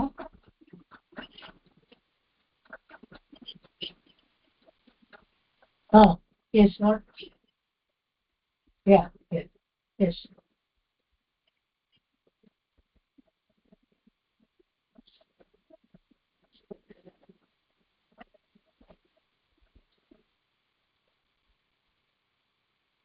ಅವಾಗ ಏನ್ ಮಾಡ್ತಾ ಇದ್ರು, ಲೋಹಪಟ್ಟಣ ನೋಡಿ. ಲೋಹಪಟ್ಟಣ ಅಂದ್ರೆ ಸ್ಯಾಟಲೈಟ್ಸ್ ತರ ಅವಾಗ್ಲೇ ಇತ್ತು ಇದೆಲ್ಲ.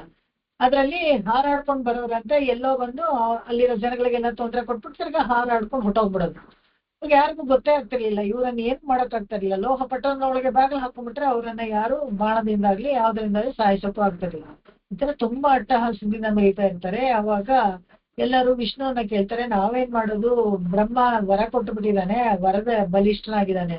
ಸರಿ, ಶಿವನ ಹತ್ರ ಹೋಗ್ತಾರೆ. ಶಿವನ ಹತ್ರ ಹೋದಾಗ ಶಿವನು ಅದೇ ತರ ಹೇಳ್ತಾನೆ, ನಾನು ಏನು ಮಾಡಕ್ ಆಗೋದಿಲ್ಲ, ಯಾಕಂದ್ರೆ ಅವರೆಲ್ಲ ವೇದ ಮಾರ್ಗದಲ್ಲಿದ್ದಾರೆ ನೋಡಿ, ಎಲ್ಲ ಧರ್ಮದಲ್ಲಿ ನಡೀತಾ ಇದ್ದಾರೆ. ಅವ್ರ ಆಸರಿ ಸ್ವಭಾವ ಅವ್ರು ಹಾಗೆ ಮಾಡ್ತಾರೆ ಹೊರತು ಅವ್ರ ಧರ್ಮದಲ್ಲಿ ನಡೀತಾ ಇದಾರೆ. ಅವ್ರನ್ನ ನಾವೇನು ಮಾಡಕ್ಕಾಗೋದಿಲ್ಲ, ಬಲಿಷ್ಠರಾಗಿದ್ರೆ ಏನು ಮಾಡಕ್ಕಾಗಲ್ಲ ಅಂತ ಹೇಳ್ಬಿದ್ದಾನಂತೆ. ದೇವತೆಗಳಿಗೆಲ್ಲ ತುಂಬಾ ಒಂದು ಇದಾಗ್ಬಿಡುತ್ತೆ, ಯೋಚನೆ ಆಗುತ್ತೆ, ಏನ್ ಮಾಡೋದು, ಇನ್ನೂ ಹೋಗ್ತಾ ಇವ್ರು ಕಾಟ ಸಹಿಸಕ್ಕಾಗಲ್ಲ, ಈಗೇನೋ ಭೂಮಿ ಮೇಲೆ ಹೋಗಿ ಅಟ್ಟಹಾಸ ಮಾಡ್ತಾ ಇದಾರೆ, ನಮ್ ಲೋಕಗಳಿಗೂ ಬಂದ್ಬಿಟ್ರೆ ಏನ್ ಮಾಡೋದು ಅಂತ ಹೇಳ್ಬಿಟ್ಟು ವಿಷ್ಣುವನ್ನ ಹೋಗಿ ಕೇಳ್ತಾರೆ. ಅವಾಗ ವಿಷ್ಣು ಏನ್ ಮಾಡ್ತಾನೆ, ಬೌದ್ಧಾವತಾರವನ್ನು ತೆಗಿತಾನೆ. ಬೌದ್ಧಾವತಾರವನ್ನ ಒಂದು ತಲೆ ಬೋಳಾಗಿರೋ ಒಂದು ಬ್ರಾಹ್ಮಣನ ತರ ಹೋಗಿ ಇವರಿಗೆ ಎಲ್ಲ ಒಂದೊಂದು ಅಣ್ಣ ತಮ್ಮಂದ್ರಿಗೂ ಸಪರೇಟ್ ಆಗಿ ದುರ್ಬೋಧನೆ ಮಾಡ್ತಾರೆ. ಈ ಚಾರುವಾಕ ಸಿದ್ಧಾಂತ ಅಂತಾರಲ್ಲ ಆ ತರ ಅವ್ರಿಗೆ ದುರ್ಬೋಧನೆ ಮಾಡಿ, ಇದರಿಂದ ಸ್ವರ್ಗದಿಂದ ಏನು ನರಕದಿಂದ ಏನು ಯಾವುದೂ ಇಲ್ಲ, ಆ ತರ ಒಂದ್ ಬೇರೆ ಲೋಕ ಇಲ್ಲ ಅಂತ ಹೇಳಿ ಧರ್ಮ ಮಾರ್ಗವನ್ನ ಬಿಟ್ಟು ಅಧರ್ಮದಲ್ಲಿ ನಡೆಯೋ ತರ ಮಾಡ್ತಾರೆ. ಆವಾಗ ಶಿವ ಪರವಾಗಿಲ್ಲ, ಇವಾಗ ಅಧರ್ಮದಲ್ಲಿ ಇದ್ದಾರೆ, ಇವ್ರನ್ನ ನಾನು ಈಗ ಸಾಯಿಸ್ಬೋದು ಅಂತ ಹೇಳಿ ಅವರನ್ನ ಇದ್ ಮಾಡ್ತಾನೆ. ಅಷ್ಟರಲ್ಲಿ ಇವ್ರೇನಾಗತ್ತೆ, ಒಂದೇ ನೇರ ಒಂದು ಲೈನ್ ಅಲ್ಲಿ ಇರೋ ತರ 3 ಜನನು ಒಟ್ಟಿಗೆ 1000 ವರ್ಷಕ್ಕೊಂದ್ಸತಿ ಒಟ್ಟಿಗೆ ಇರ್ತಾರೆ ಅಂತ ಹೇಳಿದ್ನಲ್ಲ, ಆತರ ಒಂದೇ ಆಕ್ಸಿಸ್ ಅಲ್ಲಿ ಬರ್ತಾರೆ. ಅವಾಗ ಒಂದೇ ಬಾಣದಿಂದ ಶಿವ ಇವರನ್ನ ಎಲ್ಲಾನು ಸಾಯಿಸ್ಬಿಡ್ತಾನೆ. ಪಾಶುಪತಾಸ್ತ್ರದಿಂದ ಸಾಯಿಸ್ತಾನೆ. 3 ಲೋಹದ ಪಟ್ಟನು 3 ಬೂದಿ ಆಗೋಗುತ್ತೆ. ಈ ಮೃತ ಬೂದಿ ಆಗ್ಬೇಕಾದ್ರೆ ಈ ಯಾಕೆ ಇಲ್ಲಿ ವಿಷ್ಣುವನ್ನ ಕೊಂಡಾಡ್ತಾರೆ ಅಂದ್ರೆ, ಒಂದು ಅವರ ಬುದ್ಧಿ ಕೆಟ್ಟೋಗೋ ತರ ಮಾಡಿದ್ದು ಅವನೇನೆ, ಇಲ್ಲದೆ ಹೋದ್ರೆ ಅವರನ್ನ ಕೊಲ್ಲಕ್ಕಾಗ್ತಿರ್ಲಿಲ್ಲ. ಇನ್ನೊಂದೇನಪ್ಪಾ ಅಂತ ಹೇಳಿದ್ರೆ, ಈ ಬಾಣದ ತುದಿ ಇದೆಯಲ್ಲ, ಇದು ಅಗ್ನಿ ಆಯ್ತಂತೆ. ಬಾಣವೇ ಭಗವಂತ ವಿಷ್ಣು, ಬಾಣವೇ ವಿಷ್ಣು ಆಗಿದ್ದ, ಬತ್ತಳಿಕೆನೆ ಸೋಮ ಆಗಿದ್ದ ಅಂತ. ಸೊ ಇವರೆಲ್ಲರ ಇಟ್ಕೊಂಡು ಶಿವ ವಿಷ್ಣುವನ್ನೇ ಬಾಣವಾಗಿ ಉಪಯೋಗಿಸಿ ತ್ರಿಪುರನ್ನ ಸುಟ್ಟು ವಶವಾಗಾಯ್ತು. ಓರ್ ಪುರಮುರೈತ ಪೊಯ್ಯಿನ, ಅದು ಓರ್ ಪುರಂ ಹೊರಗಡೆ ಹೋಗಿ ಒಂದು ಸುಳ್ಳನ್ನ ಹೇಳಿ ಅವರಿಗೆ ಒಂದು ಸುಳ್ಳು ಬೋಧನೆ ಮಾಡಿದ ಪಾಪ. ವೇದ ಬಾಹಿರವಾಗಿರುವಂತ ಒಂದು ಸುಳ್ಳು ಬೋಧನೆ ಮಾಡಿ ಅವ್ರು ಏನ್ ಮಾಡೋದು, ಇದೇ ತರ ಶ್ರೀಮಾಲಿಕನವನೋಡು ತೋಳಮೈ ಕೊಳ್ಳವಲ್ಲ ಶಾಮಾರವನ ಎಣ್ಣಿ ಝಕ್ಕರತ್ತಾಲ್ ತಲೆಕೊಂಡ ಅಂತ ಪರಿಯಾಳ್ವಾರ ಹಾಡ್ತಾರಲ್ಲ, ಅದೇ ತರ ಶ್ರೀಮಾಲಿ ಅನ್ನೋನು ತುಂಬಾ ಕೆಟ್ಟವನು. ಆದ್ರೆ ಅವನ್ನ ಹೇಗಾದ್ರೂ ಇದ್ ಮಾಡ್ಬೇಕು, ನಿರಸನ ಮಾಡ್ಬೇಕು ಅಂತ ಇದ್ದಾಗ ಅವನನ್ನ ಸ್ನೇಹ ಮಾಡ್ಕೊಳ್ತಾನೆ. ಸ್ನೇಹ ಮಾಡ್ಕೊಂಡು ಅವನ ಜೊತೆಗೆ ಊಟ, ಅವನ ಜೊತೆಗೆ ಆಟ ಪಾಠ ಎಲ್ಲ ಮಾಡ್ತಾ ಇರ್ತಾನೆ. ಅವಾಗ ನೀನ್ ಸುದರ್ಶನ್ ಚಕ್ರ ನಂಗೆ ಕೊಡ್ತೀಯ ಅಂತ ಕೇಳ್ತಾನೆ. ಅದು ನಿನ್ ಹಿಡ್ಕೊಳಕ್ ಆಗಲ್ಲ, ಬೇಡ ಅಂತ ಎಷ್ಟೋ ಹೇಳ್ತಾನೆ ಕೃಷ್ಣ. ಆಹಾ, ನೀನ್ ಕೊಡಕ್ ಇಷ್ಟ ಇಲ್ಲ ಅದಕ್ಕೆ ಹೇಳ್ತಾ ಇದೀಯ ಅಂತ ಹೇಳಿದಾಗ ತಗೋ ಅಂತ ಬಿಟ್ಬಿಡ್ತಾನೆ. ಅದು ಹೋಗಿ ನೇರ ಅವನ ಕತ್ತನ್ನ ತೆಗೆದ್ಬಿಡುತ್ತೆ. ಈ ತರ ಏನಾಗುತ್ತೆ, ಯಾವ್ದಾರ ಒಂದು ತಂತ್ರವನ್ನು ಉಪಯೋಗಿಸಿ ಕೆಟ್ಟವರನ್ನೆಲ್ಲ ಸಾಯಿಸ್ಬೇಕಾಗದಾಗ ಇವನು ಉರೈತ ಪೊಯ್ಯಿನ ಒಂದು ಸುಳ್ಳು ಹೇಳ್ತಾನೆ. ಸುಳ್ಳು ಏನಪ್ಪಾ ಅಂತ ಹೇಳಿದ್ರೆ, ನೀವು ಮಾಡೋ ಕೆಲ್ಸಗಳಿಗೆಲ್ಲ ಯಾರು ಲೆಕ್ಕ ಇಟ್ಕೊಳಲ್ಲ, ಅದೇನು ಧರ್ಮ ಅಧರ್ಮ ಅನ್ನೋದೆಲ್ಲ ಒಂದು ಮಾರ್ಗ ಅಲ್ಲ, ನೀವು ಎಲ್ಲ ಸತ್ತೋದ್ಮೇಲೆ ಸ್ವರ್ಗ ನರಕ ಅನ್ನೋದೆಲ್ಲ ಸುಳ್ಳು ಅನ್ನೋದು ಆತರ ಒಂದು ದುರ್ಬೋಧನೆಯನ್ನು ಮಾಡ್ತಾನೆ. ಇದು ಈ ತರ ಮಾಡಿ, ಅದಕ್ಕೆ ಆಕ್ಚುಲಿ ಬೌದ್ಧಾವತಾರ ಏನಿದೆ ಅದು ಮಾಯೇನೆ ಅದು. ಅದಕ್ಕೆ ನಾವು ಅದನ್ನ ಬೌದ್ಧಾವತಾರವನ್ನ ಅವತಾರ ಲೆಕ್ಕದಲ್ಲಿ ದಶಾವತಾರದಲ್ಲಿ ಶ್ರೀ ವೈಷ್ಣವ ಸಂಪ್ರದಾಯದಲ್ಲಿ ನಾವು ಹೇಳೋದೇ ಇಲ್ಲ ಅದನ್ನ. ಹಾಗಾದ್ರೆ ಅವತಾರ ಎತ್ತಿದ್ ಯಾಕೆ ಅಂತ ಹೇಳಿದ್ರೆ, ಇವ್ರು 3 ಜನದಿಂದ ಆಗ್ತಾ ಇರೋಂತ ನಷ್ಟವನ್ನ ಒಂದೇ ಒಂದು ಸುಳ್ಳು ಹೇಳಿ ತಾನು ಸರಿಪಡಿಸೋದಾದ್ರೆ ಪರವಾಗಿಲ್ಲ ಅಂತ ಹೇಳಿ ಬಂದು ಆತರ ಅದು ಸಂಮೋಹನವಾಗಿರುವಂತ ಒಂದು ಸುಳ್ಳು ಹೇಳಿ ಅವ್ರು 3 ಜನವನ್ನ ಏಮಾರಿಸ್ತಾನೆ. ಸರಿ, ಆಮೇಲೆ ಇವರು 3 ಜನಕ್ಕೆ 4 ಜನ ಶಿಷ್ಯರ ಬೇರೆ ಬೋಧನೆಗೆ ಒಬ್ಬೊಬ್ರಿಗೆ ಹೋಗಿ ಒಂದೊಂದು ಅಣ್ಣ ತಮ್ಮದ್ರಿಗೂ ಎಲ್ಲ ಬೋಧಿಸಿ ಬರ್ತಾರೆ. ಆಮೇಲೆ ಇವ್ರು 4 ಜನ ನಮ್ ಕೆಲ್ಸ ಆಯ್ತಲ್ಲ, ನಾವ್ ಏನ್ ಮಾಡೋದು ಅಂತ ಕೇಳಿದ್ರಂತೆ. ಇದಕ್ಕೂ ಒಂದು ಹೇಳಿದೆ ನೋಡಿ. ಅವಾಗ ಅವ್ರು ಹೇಳಿದ್ರಂತೆ, ನೀವು ಹೋಗಿ ಭೂಮಿನಲ್ಲಿ ಡೆಸರ್ಟ್ ಪ್ರದೇಶದಲ್ಲಿ ನೀವೆಲ್ಲ ಇರಿ, ಕಲಿಯುಗ ಮುಗಿಯೋವರೆಗೂ ಕೆಟ್ಟದನ್ನೇ ಮಾಡ್ಕೊಂಡು ನೀವು ಕಾಲ ಕಳೀರಿ, ಆಮೇಲೆ ನಿಮ್ಗೆ ಮೋಕ್ಷ ಅಂತ ಹೇಳ್ತಾರೆ. ಇವಾಗ ಅರ್ಥ ಆಯ್ತಲ್ಲ ಅವರೆಲ್ಲ ಯಾರು ಅಂತ. ನಾವು ಹೆಚ್ಚೇನು ಹೇಳೋದು ಬೇಡ, ಅಲ್ಲಿಗೆ ನೀವೇ ಅರ್ಥ ಮಾಡ್ಕೊಳ್ಳಿ. ನೋಡಿ, ಇಷ್ಟು ಚರಿತ್ರೆಗಳೇನಂದ್ರೆ ಈ ಬರೀ ಈ ಒಂದೇ ಒಂದು ಪುರ ಉಯರ್ತ ಅನ್ನೋದಕ್ಕೆ ಅಸುರರ್ಗೆ ಇಷ್ಟೊಂದು ಕೆಲಸ ಹಿನ್ನೆಲೆಯಲ್ಲಿ ಭಗವಂತ ಮಾಡ್ತಾನೆ ಅಂದ್ರೆ ಎಷ್ಟೊಂದು ಪ್ಲಾನಿಂಗ್ ಇರ್ಬೇಕು, ಹೇಗೆಲ್ಲ ಮಾಡ್ಬೇಕು ನೋಡಿ. ಯಾರೋ ವರ ಕೊಟ್ಬಿಡ್ತಾರೆ, ಅನುಭವಿಸೋರು ಯಾರು ನೋಡಿ. ಯಾರೆಲ್ಲ ಫ್ರೀ ಬೀಸ್ ಯಾರೋ ಕೊಡ್ತಾರೆ, ಆದ್ರೆ ಅನುಭವಿಸೋರು ಯಾರು? ಎಲ್ಲಾರು. ಯಾರೋ ಒಬ್ಬ ಕೆಟ್ಟವನು ಬಂದು ಸಿಂಹಾಸನದ ಮೇಲೆ ಕೂತ್ಕೊಂಡ್ಬಿಡ್ತಾನೆ. ಇದೇ ತರನೇ ಆಗೋದು. ಹಾಗೇನೆ ಇಲ್ಲಿ ಇವಾಗ ಅವ್ರ ಮಕ್ಕಳೆಲ್ಲ ಹೋಗಿ ಎಲ್ಲೋ ಒಂದು ಈ ತರ ಡೆಸರ್ಟ್ ಪ್ರದೇಶದಲ್ಲಿ ಇದ್ಕೊಂಡು ಕೆಟ್ಟದನ್ನೇ ಮಾಡ್ಕೊಂಡು ಕಲಿಯುಗ ಕೊನೆವರೆಗೂ ಎಲ್ರಿಗೂ ತೊಂದರೆ ಕೊಡ್ತಾ ಇರ್ತಾರೆ. ವರ ಎಡುತ್ತ ಮಳೆ ತಡುತ್ತ, ವರ ಎಡುತ್ತ ಗೋವರ್ಧನ ಬೆಟ್ಟವನ್ನಂತೆ ಕೈಯಲ್ಲಿ ಹಿಡ್ಕೊಂಡು ಮಳೆಯನ್ನ ತಡೆದು, ಆಲಿಕಲ್ ಮಳೆಯಿಂದ ತಡೆದು ಇಡೀ ವ್ರಜಭೂಮಿಯನ್ನ ರಕ್ಷಣೆ ಮಾಡ್ತಾನೆ. ಅಲ್ಲಿ ಗೋಪಾಲಕರು ಎಲ್ಲರನ್ನ ರಕ್ಷಣೆ ಮಾಡೋದಲ್ದೇನೆ ಮಳೆಯೊಡುತ್ತ ಮೆಯ್ಯಿನಾನ್ ಅಂತ ಹೇಳಿದ್ರೆ, ಅಲ್ಲಿ ಪೊಯ್ಯಿನಾನ್ ಅಂತ ಹೇಳಿದ್ರಿ, ಸುಳ್ಳು ಹೇಳಿದ್ರಿ, ಆದ್ರೂ ಅವ್ನು ದೊಡ್ಡವನು ಅನ್ನೋ ತರ ನೀವು ಹೇಳಿದ್ರಿ. ಇಲ್ಲಿ ಮೆಯ್ಯಿನಾನ್ ಅಂದ್ರಲ್ಲ, ಏನು ನಿಜ ಹೇಳ್ದ ಅಂತ ಹೇಳಿದ್ರೆ, ಪರ್ವತಗಳೇ ನಮ್ಗೆ ಮಳೆ ಕೊಡೋದು, ಅವಕ್ಕೆ ನೀವೆಲ್ಲ ಹಬ್ಬಿಸ್ಕೊಡಿ ಅಂತ ಹೇಳ್ಬಿಟ್ಟಿದ್ದ. ಜನಗಳೆಲ್ಲ ಸೇರ್ಕೊಂಡು ಪರ್ವತಕ್ಕೆ ಹವಿಸ್ಕೊಟ್ರು. ಅವಾಗ ಅದು ಮಳೆ ಸುರಿಸ್ಬಿಟ್ಟ. ಯಾರು ಇಂದ್ರ ಕಷ್ಟ ಕೊಟ್ಟನಲ್ಲ ಅಂತ ಹೇಳಿದ್ರೆ, ಪರ್ವತವನ್ನೇ ಎತ್ತಿ ಆ ಜನಗಳನ್ನೆಲ್ಲ ರಕ್ಷಣೆ ಮಾಡೋದು. ನೀವೇನು ಎದುರ್ಕೋಬೇಡಿ, ಯಾವ ಪರ್ವತಕ್ಕೆ ಕೊಟ್ರು ಅದೇ ನಿಮ್ಮನ್ನ ರಕ್ಷಣೆ ಮಾಡುತ್ತೆ ಅಂತ ಹೇಳಿದ. ಅದನ್ನ ನಿಜವಾಗಿಸಿದ. ಹೇಗೆ ಅಂದ್ರೆ, ಒಂದೇ ಒಂದು ಬೆರಳಲ್ಲಿ, ಕಿರುಬೆರಳಲ್ಲಿ ಆ ಗೋವರ್ಧನ ಬೆಟ್ಟವನ್ನ ತೆಗೆದು ಎಲ್ಲರನ್ನ ರಕ್ಷಣೆ ಮಾಡ್ದ. ಮಳೆ ಒಡುತ್ತಾ ಅಂದ್ರೆ ಮಳೆ ಕಲರ್ಗೆ ಇದ್ದಂತೆ, ಕಾಳಮೇಘ ಪೆರುಮಾಳ್ ಅಂತ ನಾವು ಹೇಳ್ತೀವಲ್ಲ, ಮೇಘದ ವರ್ಣಕ್ಕೆ ಇದ್ದ ಭಗವಂತ. ಅದಕ್ಕೆ ಮಳೆ ಒಡುತ್ತ ಅಂತ ಅಲ್ಲಿ ಹೇಳ್ತಾರೆ. ತಿರೆ ನೀರೈತ ಕಡಲೆರಿತ್ತ ಶಿಲೆ ಬೆಳೆತ್ತ ಕೈಯಿನಾನ್.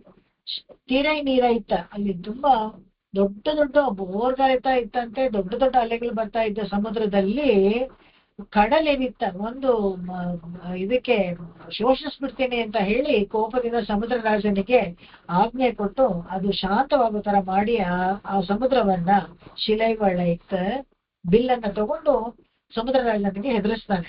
ಅವಾಗ ಅದು ಶಾಂತವಾಗಿ, ಆಮೇಲೆ ಅದ್ರ ಮೇಲೆ ಇವರು ಸೇತುವೆ ಕಟ್ಕೊಳ್ಳಿಕ್ಕೆ ಸರಾಗವಾಯಿತು. ಕೈಯಿನ ಶಿಲೆ ಮೊಳೆಯಿತು ಕೈನ ಕೋದಂಡವನ್ನ ಕೈಯಲ್ಲೇ ಇಟ್ಕೊಂಡು ಅಹಂ ಶೋಷಿಷ್ಯಾಮಿ ಅಂತ ಹೇಳ್ತಾನಲ್ಲ, ಇದು ಶೋಷಿಸ್ಬಿಡ್ತೀನಿ ಸಮುದ್ರವನ್ನ ಅಂತ ಹೇಳ್ತಾನಲ್ಲ, ಅದನ್ನ ಇಲ್ಲಿ ಹೇಳ್ತಾರೆ. ಭಗವಂತ ಶ್ರೀರಾಮ ಅವತಾರದಲ್ಲಿ ಸೇತುವೆಯನ್ನ ಕಟ್ಟ, ಸಮುದ್ರವನ್ನ ಅಡಗಿಸಿದ ಅಂತ ಹೇಳ್ತಾರೆ. ಅರುಳ್ ಕೊಡುತ್ತು ವಿನಯ್ ತವಿರ್ಕುಂ. ಅರುಳ್ ಕೊಡುತ್ತು ಅಂತ ಹೇಳಿದ್ರೆ ಪ್ರೀತಿಯಿಂದ ನಮ್ಮ ಮೇಲೆಲ್ಲ ಕರುಣೆ ತೋರಿಸಿ ದಯಾಳುವಾಗಿ ವಿನಯ್ ತವಿರ್ಕುಂ ನಮ್ಮ ಪಾಪಗಳನ್ನ ತಡಿತಾನಂತೆ ಭಗವಂತ. ಯಾರು ಅಂದ್ರೆ ಅಡಿಯವರ್ಕ್ ಮೆಯ್ಯನೆ. ಅಡಿಯವರ್ಕ್ ಅಂತ ಹೇಳಿದ್ರೆ ಯಾರು ಕೈಂಕರ್ಯ ಮಾಡ್ತಾರೋ, ಭಾಗವತ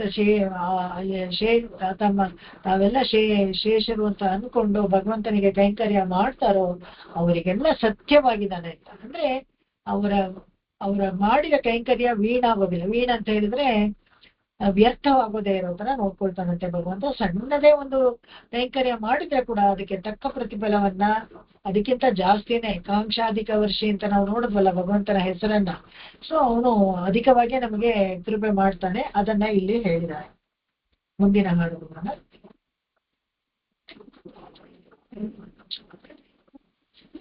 ದೇಶೊತ್ತಾರಿಲ್ಲ ಏನೋ ದೈವನಾಯಕನ. தேசொத்தாரில்லை எனும் தெய்வநாயகார். நாயகனார்ன்ட்டு இல்லையா? இல்ல, நாயகார்னு இருக்கு. ஓகே, எல்லாத்துலயும் இன்னொரு இதுல இருக்கு நாயகனார் இருக்கு. நாயகனார் ஏன்னா பிராசம் கரெக்டா வருது. வாசகுழல் மாமலராள் மணவாளர். வாசகுழல் மாமலராள் மணவாளர். வாசித்தெழும் மன்மதனார் மணத்தோப்பில். வாசித்தெழு மன்மதனார் மணல் தோப்பில். மாசிக்கடலாடி மகிழ்ந்து வருவாரே. மாசிக்கடலாடி மகிழ்ந்து வருவாரே. தேசொத்தாரில்லையனும் தெய்வநாயகனார். வாசக்குழல் மாமலனாள் மணவாளர். வாசித்தெழும் மன்மதனார் மணத்தோப்பில். மாசிக்கடலாடி மகிழ்ந்து வருவாரே. மேம் இந்த டியூன்ல சொல்றது எனக்கு வரல, அது இப்படி சொல்லிதான் எனக்கு பழக்கமா இருக்கு. Okay, no problem. தேசொத்தாரில்லை எனும் தெய்வநாயகனார். வாசக்குழல் மாமலராள் மணவாளர். வாசித்தெழு மன்மதனார் மணல் தோப்பில். மாசிக்கடலாடி மகிழ்ந்து வருவாரே. ದೇಶೊತ್ತಾರಿಲ್ಲಯನುಂ ದೈವನಾಯಕನಾರ್ ಅಂತ ಹೇಳಿದ್ರೆ, ದೇಶ ಅಂದ್ರೆ ತೇಜಸ್ಸು. ಇವನ ತೇಜಸ್ಸಿಗೆ ಸಮವೂ ಯಾರು ಇಲ್ಲ, ಅಧಿಕರೂ ಯಾರು ಇಲ್ಲ. ನಸ್ಸಮಾಭ್ಯಧಿಕ ಅಂತ ನಾವು ಹೇಳ್ತೀವಲ್ಲ, ವೇದಗಳೆಲ್ಲ ಹೇಳಿದೆಯಲ್ಲ, ಅದೇ ತರ ಇವನ ತೇಜಸ್ಸಿಗೆ ಸಮನೂ ಅಧಿಕನೂ ಯಾರು ಇಲ್ಲದೆ ಇರೋಂತ ದೈವನಾಯಕ. ಇವನಿಗೆ ದೈವನಾಯಕ ಅನ್ನೋ ಬಿರುದು ಕೊಟ್ಟಿದ್ದು ನಮಗೆ ಗೊತ್ತು. ಯಾಕೆ ಅಂತ ಹೇಳಿದ್ರೆ ಎಲ್ಲರಿಗೂ ಸಹಾಯ ಮಾಡಿ, ಸಮುದ್ರ ಮಥನವನ್ನ ಮಾಡಿ, ದೇವತೆಗಳಿಗೆಲ್ಲ ರಕ್ಷಣೆ ಕೊಡುವಂತ ನಾಯಕ ಮಣಿಯಾಗಿದ್ದಾನೆ ಇವನು ಅಂತ ಹೇಳಿ ದೈವನಾಯಕ ಅಂತ ಒಂದು ಬಿರುದು ಅವನಿಗೆ. ವಾಶಕುಳಲ್ ಮಾಮಲರಾಳ್ ಮಣವಾಳ. ಯಾರು ಅಂತ ಹೇಳಿದ್ರೆ ಸುವಾಸನೆಯುಳ್ಳ ಕೂದಲಿದೆಯಲ್ಲ ಮಹಾಲಕ್ಷ್ಮಿಗೆ, ಅದನ್ನ ಹೇಳ್ತಾರೆ. ಮಾಮಲರಾಳ್, ದೊಡ್ಡ ಕಮಲದ ಪುಷ್ಪ ಮೇಲೆ ಕೂತಿರೋಳು ಇವಳು, ಅವಳನ್ನ ಮಣವಾಳನ್, ಅವ್ರ ಗಂಟ ಇವನು ಅಂತ. ಇಲ್ಲಿ ವಾಶಕುಳಲ್ ಮಾಮಲರಾಳ್ ಅಂತ ಹೇಳಿದಾಗ ಈ ಮಣತ್ತೋಪಿಲ್ ಮಾಶಿ ಕಡಲಾಡಿ ಅಂತ ಮುಂದೆ ಬರುತ್ತಲ್ಲ, ಅದಕ್ಕೋಸ್ಕರ ಇಲ್ಲಿ ಶ್ರೀದೇವಿನ ಮುಂಚೆನೆ ಹೇಳಿದ್ರು ಅಂತ. ಯಾಕೆ ಅಂತ ಹೇಳಿದ್ರೆ ಕ್ಷೀರಸಾಗರದಲ್ಲಿ ಹುಟ್ಟಿದ ಲಕ್ಷ್ಮಿಗೆ ಇನ್ನೊಂದು ಹೆಸರು ಇದೆ, ತರಂಗಮುಖ ನಂದಿನಿ ಅಂತ ಒಂದು ಹೆಸರು. ಈ ಹೇಮಾಂಬುಜವಲ್ಲಿಗೆ ಇನ್ನೊಂದು ಹೆಸರು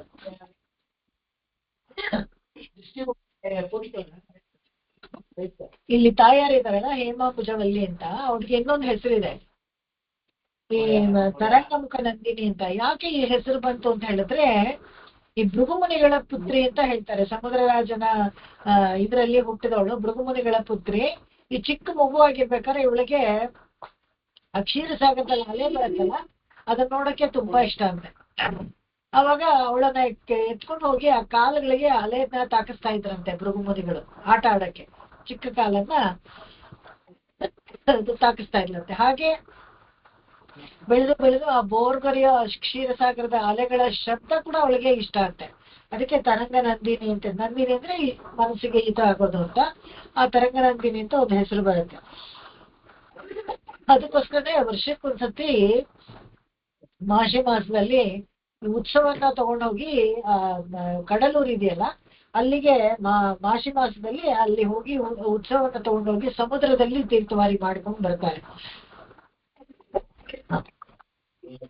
ಅದಕ್ಕೋಸ್ಕರ ಇಲ್ಲಿ ಪೀಠಿಕೆಯಾಗಿ ಇಲ್ಲಿ ಹೇಳ್ತಾರೆ ವಾಶಿಕುಲ ಮಾಮಲ್ಲರಾಳ್ ತಾಯರ್ ಜೊತೆಗೆ ಅಮ್ಮನವ್ರ ಜೊತೆಗೆ ಯಾವಾಗಿದ್ದು ವಾಶಿತ್ತೆಳು ಮನ್ಮದನ ಮಣತ್ತೋಪಿಲ್ ತುಂಬಾ ಚೆನ್ನಾಗಿ ಸುಂದರವಾಗಿ ಮಣತ್ತೋಪಿಲ್ ಅಂತ ಹೇಳಿದ್ರೆ ನೋಡಕ್ಕೆ ಸುಂದರವಾದ ಪುಷ್ಪಿತವಾದ ಗಿಡಗಳು ಮರಗಳು ಎಲ್ಲ ಏನು ಅಂತ ತೋಪಿರೋ ಅಂತ ಕಡಲ ತೀರ ಎಷ್ಟು ಚೆನ್ನಾಗಿರುತ್ತೆ ನೋಡಿ. ಇದಕ್ಕೆ ಕೇರಳನೇ ನಮ್ಗೆ ಸಿಗುತ್ತೆ. ಯಾವಾಗ್ಲೂ ಕೇರಳ ಗೋವಾದಲ್ಲಿ ಮಾತ್ರ ನಿಮ್ಗೆ ಈ ತರ ಗಿಡ ಮರಗಳಿರುವಂತ ಸಮುದ್ರ ತೀರ ಸಿಗುತ್ತೆ. ಇಲ್ಲಿ ಮಡ್ರಾಸಲ್ಲೆಲ್ಲ ಹೋದ್ರೆ ಬೀಚ್ ಚೆನ್ನಾಗಿದೆ ಅಂತ ಹೊರತೆ ಅಲ್ಲಿ ಗಿಡ ಮರಗಳೆಲ್ಲ ನಿಮ್ಗೆ ಸಿಗೋದಿಲ್ಲ. ಕೋವಲೂನ್ ಬೀಚು ಮತ್ತೆ ಗೋವಾನಲ್ಲಿ ಕೆಲವು ಕಡೆ ಎಲ್ಲ ತುಂಬಾ ಚೆನ್ನಾಗಿ ಸಮುದ್ರ ತೀರದ ಹತ್ರನೇ ತೆಂಗಿನ ಮರಗಳು ಇವೆಲ್ಲ ಇರ್ತೇನೆ. ಬಾರ್ಕಳ ಅಲ್ಲೂ ಅಷ್ಟೇನೆ ಕೇರಳದಲ್ಲಿ ಅಲ್ಲಿ ತುಂಬಾ ಚೆನ್ನಾಗಿ ತಂಪಾಗಿ ಬರೀ ನೆರಳು ಹಾಗೆ ದಟ್ಟವಾಗಿದೆ ಕ್ಲಿಫ್ ಅಲ್ಲಿ. ಅಷ್ಟು ಅಲ್ಲಿ ಕೂತ್ಕೊಂಡು ನೀವು ಸಮುದ್ರವನ್ನ ನೋಡ್ಬೋದು. ಸಮುದ್ರದಲ್ಲಿ ತುಂಬಾ ಹೊತ್ತು ಕೂತ್ಕೊಂಡು ಅಲ್ಲಿ ಬಿಸಿಲಲ್ಲಿ ನೋಡಕ್ಕಾಗಲ್ಲ. ಆದ್ರೆ ಮರ ಗಿಡಗಳಿದ್ರೆ ನೋಡ್ಬೋದು. ಆದ್ರೆ ಮರ ಗಿಡಗಳು ಎಲ್ಲ ಕಡೆ ಇರೋದಿಲ್ಲ. ಇದು ಇಲ್ಲಿ ಇತ್ತಂತೆ, ಅದನ್ನ ಇಲ್ಲಿ ಹೇಳ್ತಾರೆ. ವಾಶಿತ್ತೇಳು ಮನ್ಮದನ ಮಣತೋಪು ಮಾಶಿ ಕಡಲಾಡಿ ಮಹಡ್ದು ಬರುವಾರೆ. ಇವ್ರು ಹೋಗಿ ಆ ಸಮುದ್ರ ಸ್ನಾನ ಮಾಡ್ಕೊಂಡು ವಾಪಸ್ ಬರುವಾಗ ತುಂಬಾ ಖುಷಿಯಾಗಿ ಬರ್ತಾರಂತೆ. ಎರಡು ಕಾರಣ ಏನಪ್ಪಾ ಅಂದ್ರೆ ಹೋಗಿದ್ದು ಹೇಮಾಂಬುಜವಲ್ಲಿ ಜೊತೆಗೆ ಹೋದ್ರು ಮತ್ತೆ ಅವಳಿಗೂ ಕಡಲಲ್ಲಿ ನೀರಾಡಕ್ಕೆ ಇಷ್ಟ ಅಂತ. ಶಾಸ್ತ್ರವೂ ಹೇಳುತ್ತೆ ವರ್ಷಕ್ಕೊಮ್ಮೆ ಆದ್ರೂ ನಾವು ಹೋಗಿ ಸಮುದ್ರದಲ್ಲಿ ಸ್ನಾನ ಮಾಡ್ಬೇಕು ಅಂತ. ಎಲ್ಲ ನೆಗೆಟಿವ್ ಎನರ್ಜಿನೂ ಹೋಗುತ್ತೆ ಅಂತ. ಅಂದ್ರೆ ದಿನ ಸ್ನಾನ ಮಾಡಬಾರ್ದು, ಯಾವಾಗ್ಲೂ ಸ್ನಾನ ಮಾಡಬಾರ್ದು. ಅದಕ್ಕೊಂದು ಸಮಯ ಅಂತ ಇರುತ್ತೆ. ಮಧ್ಯಾಹ್ನದ ಮೇಲೆ ಸ್ನಾನ ಮಾಡಬಾರ್ದು ಅಂತ ಇರುತ್ತೆ. ನಾವೆಲ್ಲ ಹೋಗಿ ಸಾಯಂಕಾಲ ಎಲ್ಲ ಹೋಗಿ ಕಾಲು ಗೀಲು ಎಲ್ಲ ಇಟ್ಕೊಂಡೆಲ್ಲ ಮಾಡ್ತೀವಲ್ಲ, ಅದೆಲ್ಲ ಮಾಡಬಾರ್ದು. ಸೊ ಸ್ನಾನ ಶಾಸ್ತ್ರೀಯವಾಗಿ ಮಾಡಿದ್ರೆ ವರ್ಷದಲ್ಲಿ ಒಂದ್ಸತಿ, ಅದು ಬೆಳಿಗ್ಗೆ ಹೊತ್ತಲ್ಲಿ ಮಾತ್ರ ಮಾಡ್ಬೇಕು ಅಂತ ಇದೆ. ಪರ್ವಗಳನ್ನ ನೋಡ್ಕೊಂಡು ಮಾಡ್ತಾರೆ ಸಮುದ್ರ ಸ್ನಾನಗಳನ್ನ. ಆ ತರ ವಿಶೇಷವಾಗಿ ಇದನ್ನ ಇಲ್ಲಿ ಈ ಮಾಸಿ ಕಡಲಾಡೋದು ಆ ಭಗವಂತನಿಗೆ ತುಂಬಾ ಇಷ್ಟ. ಅಂದ್ರೆ ಈ ತಿರುವೈಂದ್ರಪುರದಲ್ಲಿ ಈ ಉತ್ಸವಗಳನ್ನ ಕೂಡ ಇಲ್ಲಿ ಪರಿಚಯ ಮಾಡ್ತಾರೆ ನಮ್ಗೆ. ಈ ಸಮುದ್ರ ತೀರಕ್ಕೆ ಹೋಗುವಂತ ಒಂದು ಉತ್ಸವ, ಇನ್ನೊಂದು ತೀರ್ಥವಾರಿ ಗರುಡ ನದಿಗೆ ಹೋಗುವಂತದ್ದು ಬ್ರಹ್ಮೋತ್ಸವ ಟೈಮಲ್ಲಿ, ಇದನ್ನೆಲ್ಲ ಕೂಡ ಪರಿಚಯ ಮಾಡ್ತಾರೆ. ಮುಂದಿನ ಹಾಡು ಹೋಗೋಣ. ಇಲ್ಲ ಟೈಮೇ ಆಯ್ತಲ್ಲ. ಓಕೆ, ಮುಗಿಸ್ಕೊಂತೀನಿ. ನೆಕ್ಸ್ಟ್ ಕ್ಲಾಸಲ್ಲಿ ನೋಡೋಣ. ಇನ್ನೊಂದು ಐದು ಹಾಡಿದೆ, ನೆಕ್ಸ್ಟ್ ಕ್ಲಾಸಲ್ಲಿ ಮುಗಿಸ್ಬೋದು. ದೇಶಿಕರ್ ತಿರುವಡಿ ಹಣೇ ಶರಣಂ. ಚಿಕ್ಕ ಊರು ತಿರುವೈಂದ್ರಪುರ, ತುಂಬಾ ಚೆನ್ನಾಗಿರುತ್ತೆ. ಒಂಥರ ಅಷ್ಟೇನು ಗೌಜಿ ಇರೋದಿಲ್ಲ.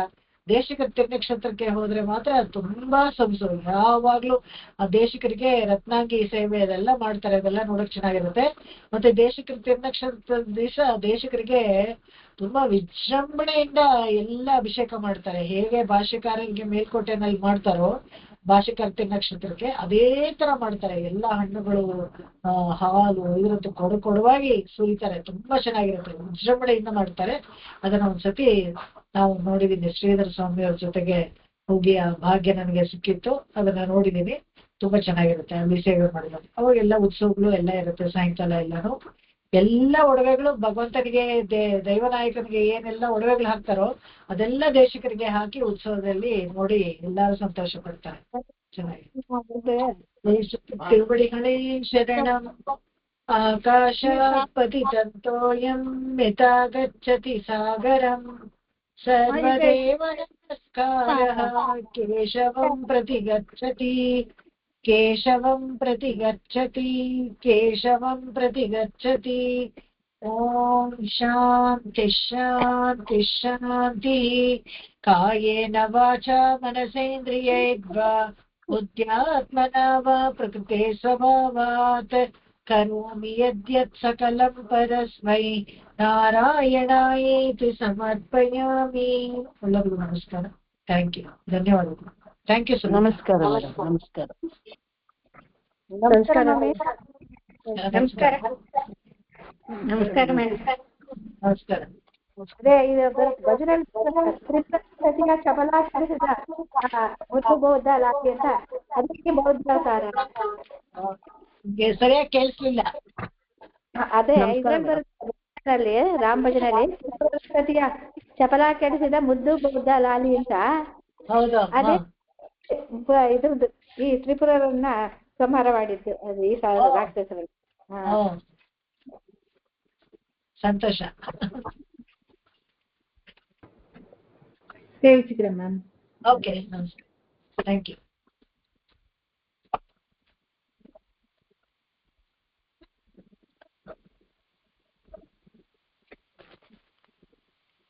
ಏನ್ ಸೇವಿಸ್ಕ್ರೆ ಮೇಡಮ್.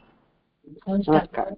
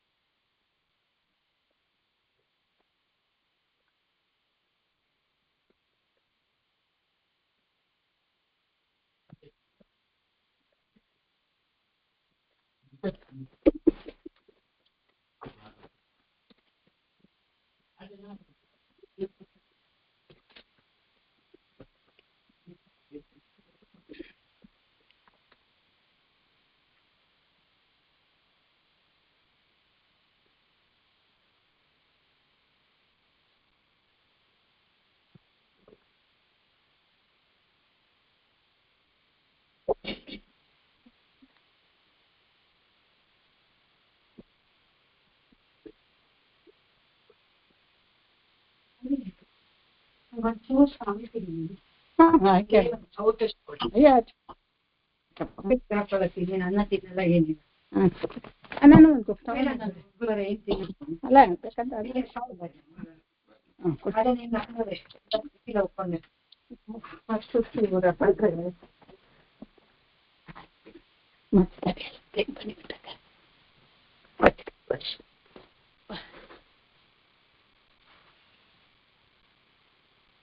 ಏನ್ ರುಚಿ ಉಕ್ಕೊಂಡ್ ಮಾಡಿ ಏನ್ ರುಚಿ ಇಲ್ಲ ಇಲ್ಲ. ಅದು ಚೂರು ಮಂಚದ ಕೆಳಗೆ ಎಲ್ಲ ಕೊಂಚ ಜೋಡ್ ಚುಟಕ ಕ್ಲೀನಾಗಿ ಅದು ಹಾಕಿ ಕಾಶಿ ಸಾಮಾನು ಹಾಕಿ